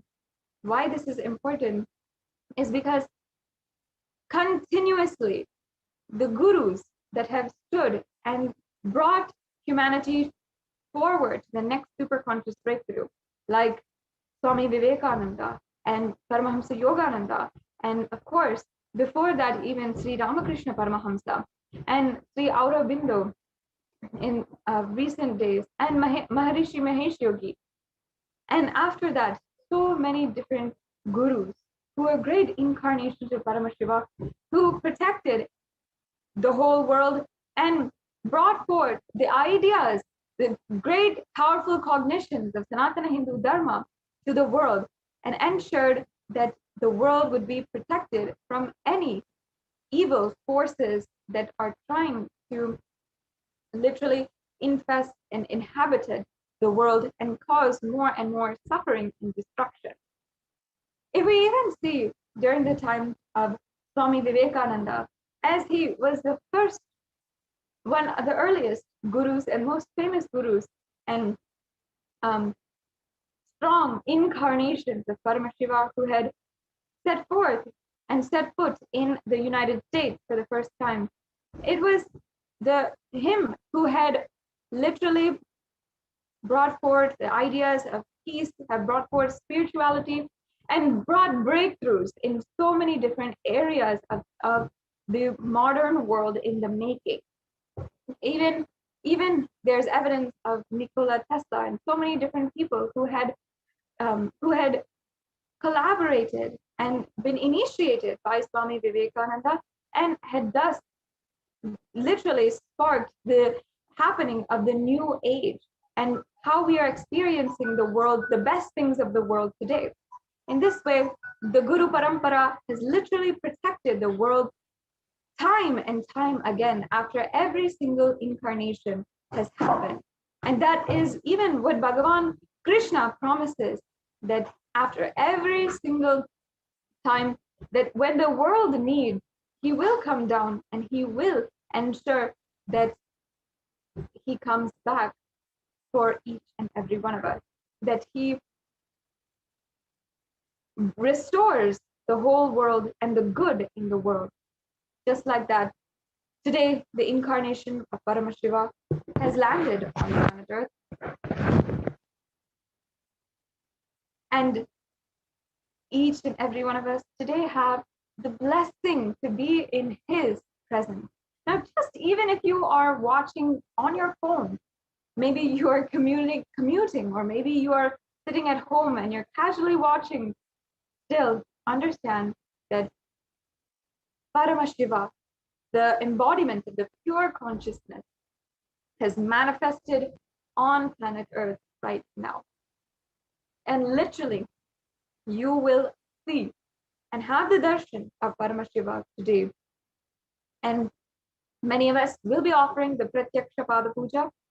And once again, in this next, the Pratyaksha Pada Puja, we'll be offering the ritualistic sevas for at the divine feet of the Supreme Pontiff of Hinduism. No matter where you are, you can still participate, witness, and enjoy the celebrations that are happening in Kailasas across the world, and us joining together in this time.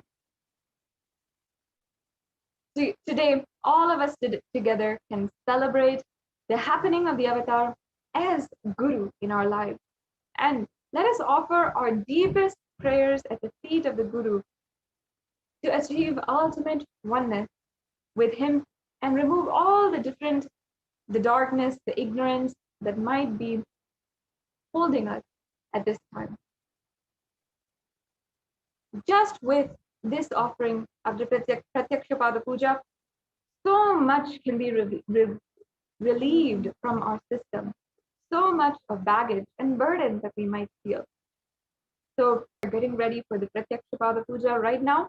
In just a few minutes, we will be beginning with the darshan of the Nithyanandeshwara Paramashiva and Nithyanandeshwari Parashakti, as well as Nithyanandeshwara Paramashiva Swayambhu Linga from Adi Kailasa Sarvagnya Peetam. And we will be inviting the presence of the incarnation of Paramashiva, the Supreme Pontiff of Hinduism. And so many temples across the world, from Nithyanandeshwara Hindu Temple in Los Angeles, Nithyanandeshwara Hindu Temple in Seattle, Washington, in San Jose, in Ohio, in St. Louis, in all the different states in the United States, as well as, of course, in the United Kingdom, in Dubai, in China, so many different cities will be joining us, and you will be able to see all the different cities, everyone who is offering and welcoming the Supreme Pontiff of Hinduism. You'll be able to see literally everywhere how we are excited to be able to offer on this extremely auspicious occasion. And you'll be able to see all the different temples, even in India, all the different temples, as well as in the United States, as well as the countries across the world, for this extremely auspicious occasion. We're just a few minutes away from being able to witness this, and we'll be able to have the darshan of the Supreme Pontiff of Hinduism in just a few minutes, and we'll be witnessing the rituals and sevas offered by the Nithyanandeshwara Paramashiva Devalaya from Adi Kailasa Nithyananda Peetam in Bidadi, Bengaluru, and also across the world in so many different Kailasas. If you do not know, there's more than 2,500 satsang centers across the world. which are now celebrating Guru Poornima with us, and we are now each and every one of us just getting prepared, eagerly awaiting, just a few minutes away from the Guru Poornima celebration. And we will be celebrating across the world. So many people have already joined in the two-way video conferencing, and we're able to see all of the different temples. And just in a few minutes, you'll be able to also see how many people across the world are celebrating the divine presence of the Supreme Pontiff of Hinduism and offering our utmost gratitude at his divine lotus feet. Today is all about offering our gratitude to the Guru. And ultimately, it always feels like I have nothing that I can offer myself. But if it pleases you, simply I'll offer and surrender at your feet. Now, the Guru, the Supreme Pontiff of Hinduism, has literally done everything. And until now, so much has happened, and so much the Supreme Pontiff of Hinduism has enabled in order for each and every one of us to enjoy this celebration across the world today. Whether it is establishing these kailasas across the world, establishing these beautiful rituals, and reviving the science of rituals or reviving the science of living enlightenment, everything the Supreme Pontiff of Hinduism has already done. Today, let us at least today offer our gratitude at the feet of the Supreme Pontiff of Hinduism.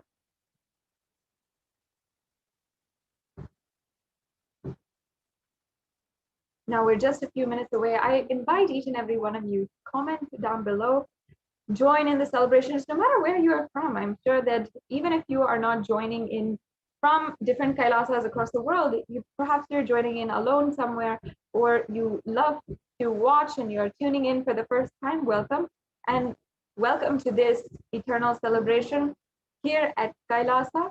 And today, of course, is the most auspicious day to join. I invite each and every one of you to also share in all of the different social media platforms and share with everyone these celebrations happening with the Supreme Pontiff of Hinduism and in Kailasa. So you'll be able to, just a few minutes, to be able to, we'll be able to have the darshan of the Supreme Pontiff of Hinduism. And each and every one of us will be able to begin this celebration in Kailasa. It's going to be such a beautiful event. Let's get prepared, get ready. I'm sure all over the world, I'm seeing so many people who are getting ready, wearing their best, and also decorating the whole temple, lighting the deepas, decorating and ensuring that it is prepared for the divine presence of the Supreme Pontiff of Hinduism. It's at this time that at temples across the world, we're drawing the golu in front of the temples, we are lighting the deepas, we're getting ready for the puja, and we're eagerly awaiting in our inner space the most delicious presence of the Supreme Pontiff of Hinduism. So in just a few minutes, we'll be able to have the darshan of the Supreme Pontiff of Hinduism, and we'll now be witnessing the ritualistic event taking place in Adi Kailasa, Nithyananda Paramashivam. We'll be right back with you and start the celebration for today.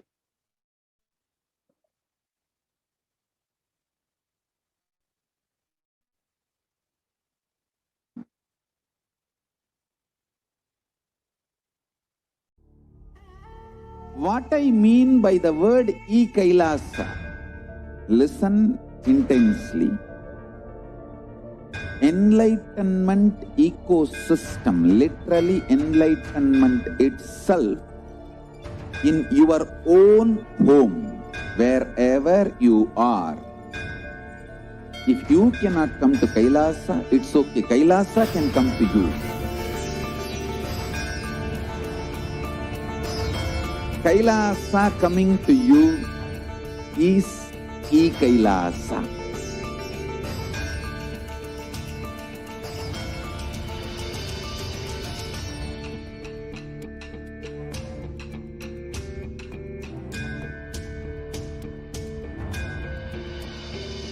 I will revive Hinduism.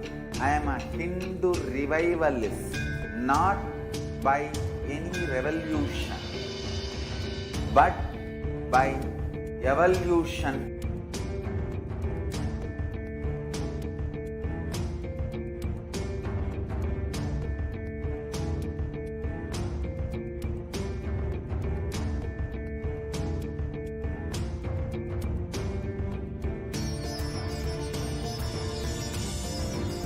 And setting model community.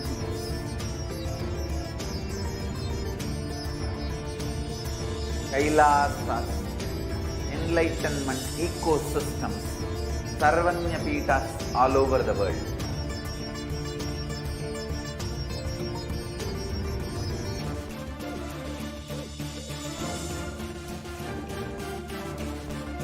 All powerful cognition, knowledge, only when you live, power manifestation and possibilities manifestation happens. This is a fundamental truth.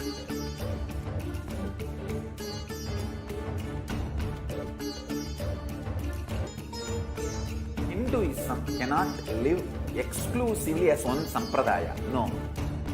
All sampradayas of Hinduism is an ecosystem.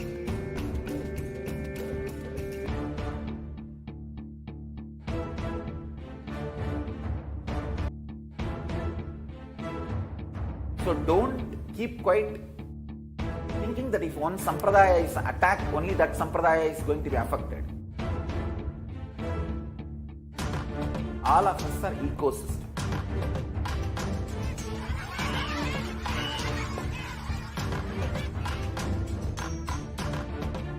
I invite all of you to get involved and enjoy Hinduism by the principle of Dharmo Rakshati Rakshitaha. When you protect Dharma, Dharma protects you. You will make the whole planet flourish spiritually.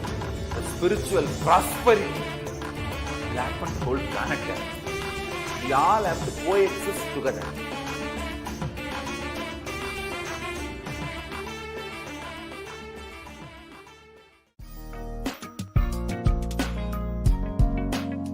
We get you health.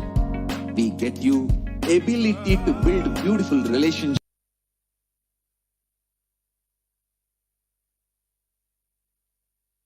Giving you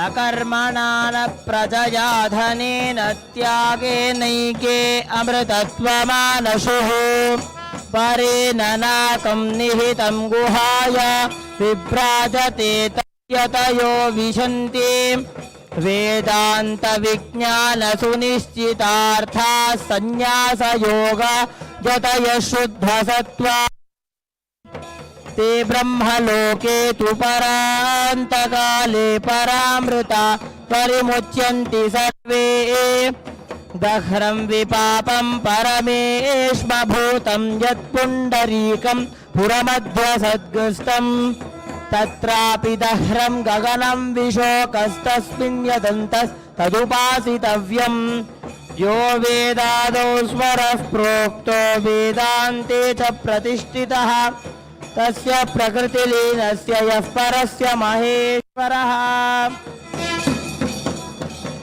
ॐ आनन्दो ब्रह्मेति व्यजानात् आनन्दाध्येव खल्विवाणि भूतानि जायन्ते आनन्देन जातानि जीवन्ति आनन्दं प्रयन्त्यभिसंविशन्तीति सैषा भार्गवी वारुणी विद्या परमे व्योमन् प्रतिष्ठिता य एवं वेद प्रतिष्ठति अन्नवानन्नादो भवति महान् भवति प्रजया पशुभिर्ब्रह्मवर्चसेन महान् कीर्त्या ॐ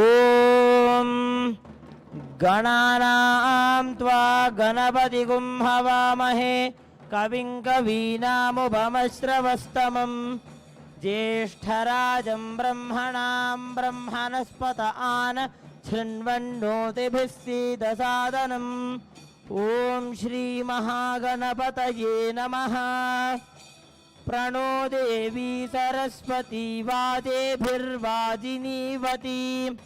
धीनाम् अविद्रवतु सरस्वत्यै नमः श्रीगुरुभ्यो नमः हरिः ॐ श्रीकान्तो मातुलो यस्य जननी सर्वमङ्गलाकरो देवः सम्बन्धे कुञ्जराननम् यः शिवो नाम रूपाभ्यां त्रयोस्म्यं स्मरणात् पुंसां सर्वतो जयमङ्गलम् सर्वतो जयमङ्गलम्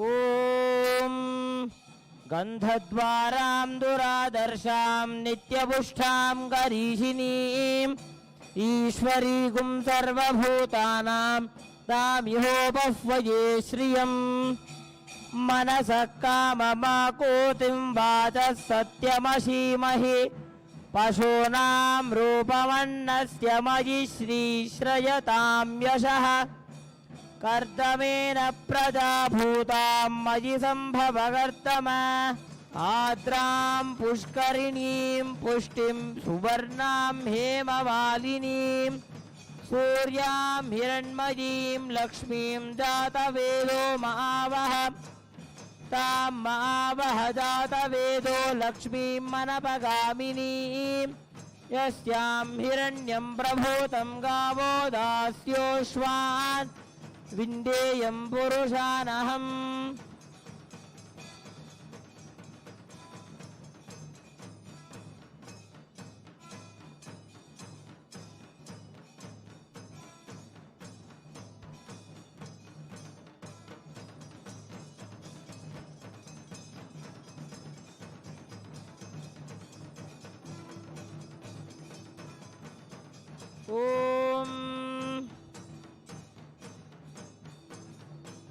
ॐ नमो भगवते रुद्राय ॐ नमस्ते रुद्रमञ्जव उतोतैषवे नमः नमस्ते अस्तु धन्वने बाहुभ्यामुत ते नमः यात इषुः शिवतमा शिवं बभूव ते धनुः शिवा शरव्या यातवतया नो रुद्रमृडया या ते रुद्रशिवा तनु रघोरा पापकाशिनी तया नस्तनुवासन्तमया गिरिशन्ताभिचाकशीः ॐ तन्महेशाय विद्महे वाग्विशुद्धाय धीमहि तन्नः शिवः प्रचोदयात् न तत्र सूर्यो भाति न चन्द्रतारकं नेमा विद्युतो भाति कुतोऽयमग्निः तमेव भान्तमनुभाति सर्वं तस्य वासा सर्वमिदं विभाति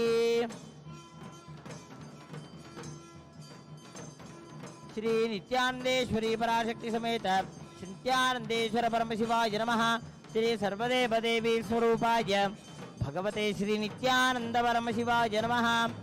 सर्वोपचारार्थे कर्पूर नीराजनं संदर्शयामि रक्षां धारयामि बृहत्सामक्षत्रभृद्बुद्धभृष्ट्यं त्रिष्टुबहुधशुभिदमुग्रवीरम् इन्द्रसोमेन पञ्चदशेन मध्यमितं वातेन सकरेण रक्षां धारयामि।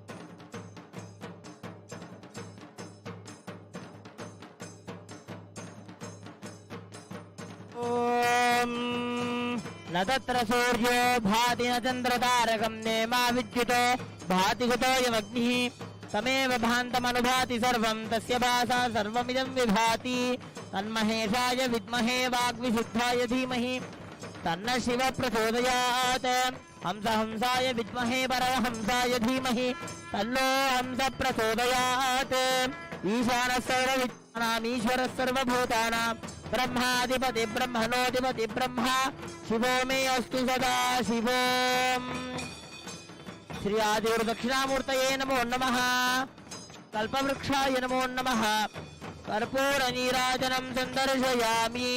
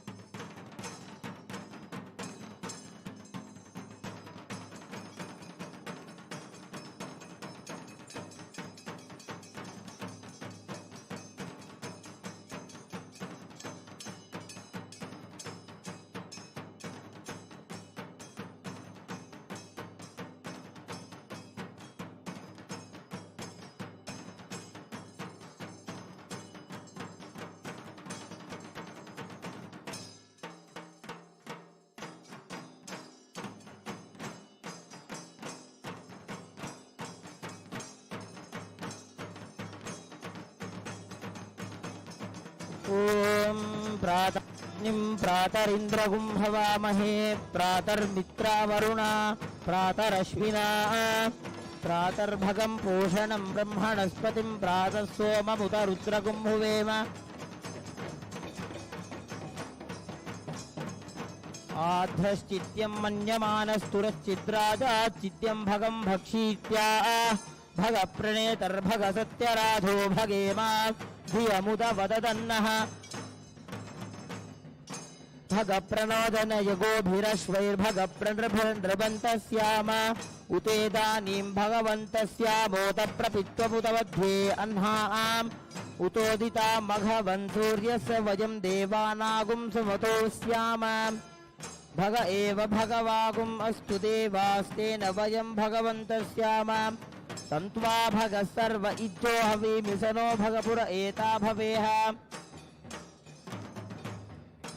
समध्वरा योषसो नमन्तदधिक्रावे वसुतये पदाय अर्वाचीनं वसुविदं भगन्नो रथमिवाश्वावादिन आवहन्तु अश्वामतीर्गोमतीर्न उषासो वीरवतीर्सतमुच्छन्तु भद्राः घृतं दुहाना विश्वतप्रवीणा योऽयं पात स्वस्तिभिः सदा नः यो माग्ने भागिनगुं सन्तमथा भागं चिकीर्षति अभागमग्ने तं कुरु मामग्ने भागिनं कुरु भाग्यदेवताभ्यो नमो नमः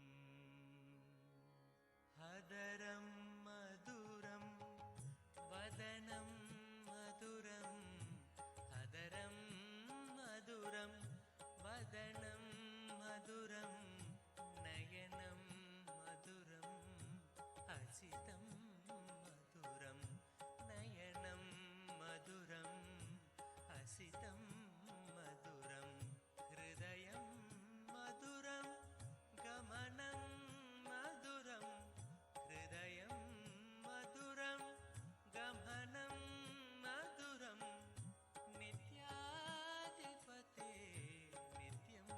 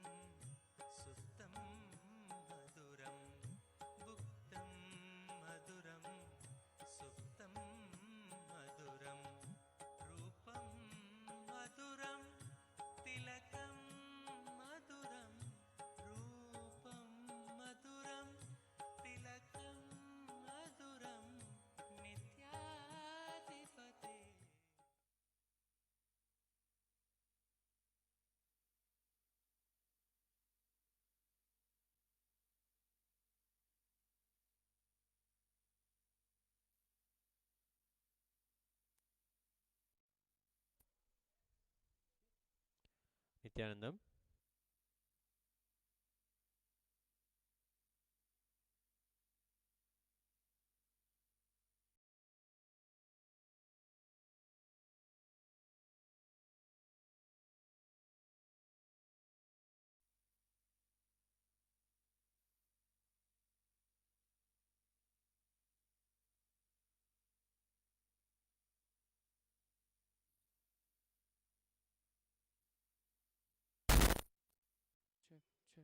Check, check, check, check, check, check, check.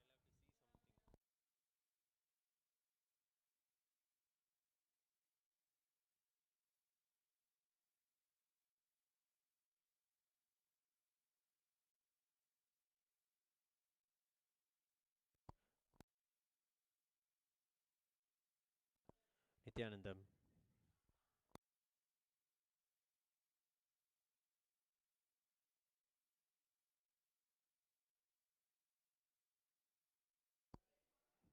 Nithyanandam. Let us now prepare ourselves to receive the darshan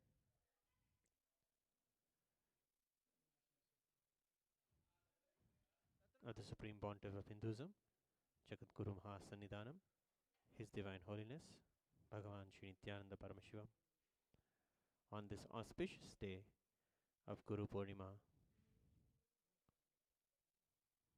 Please be seated with your head, neck, and spine in a straight line. Intensely chant the Mahavakya.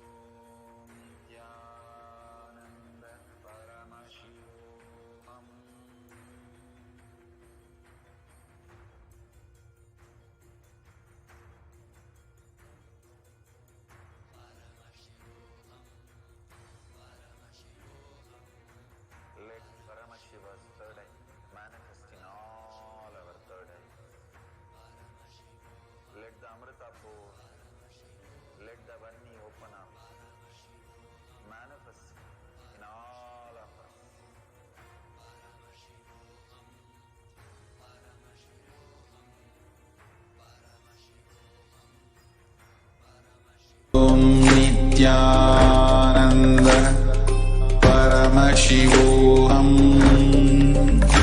ॐ नित्यानन्द परमशिवोऽहम् ॐ नित्यानन्द परमशिवोऽहम् ॐ नित्यानन्द परमशिवोऽहम् ॐ नित्यानन्द परमशिवो ॐ नित्या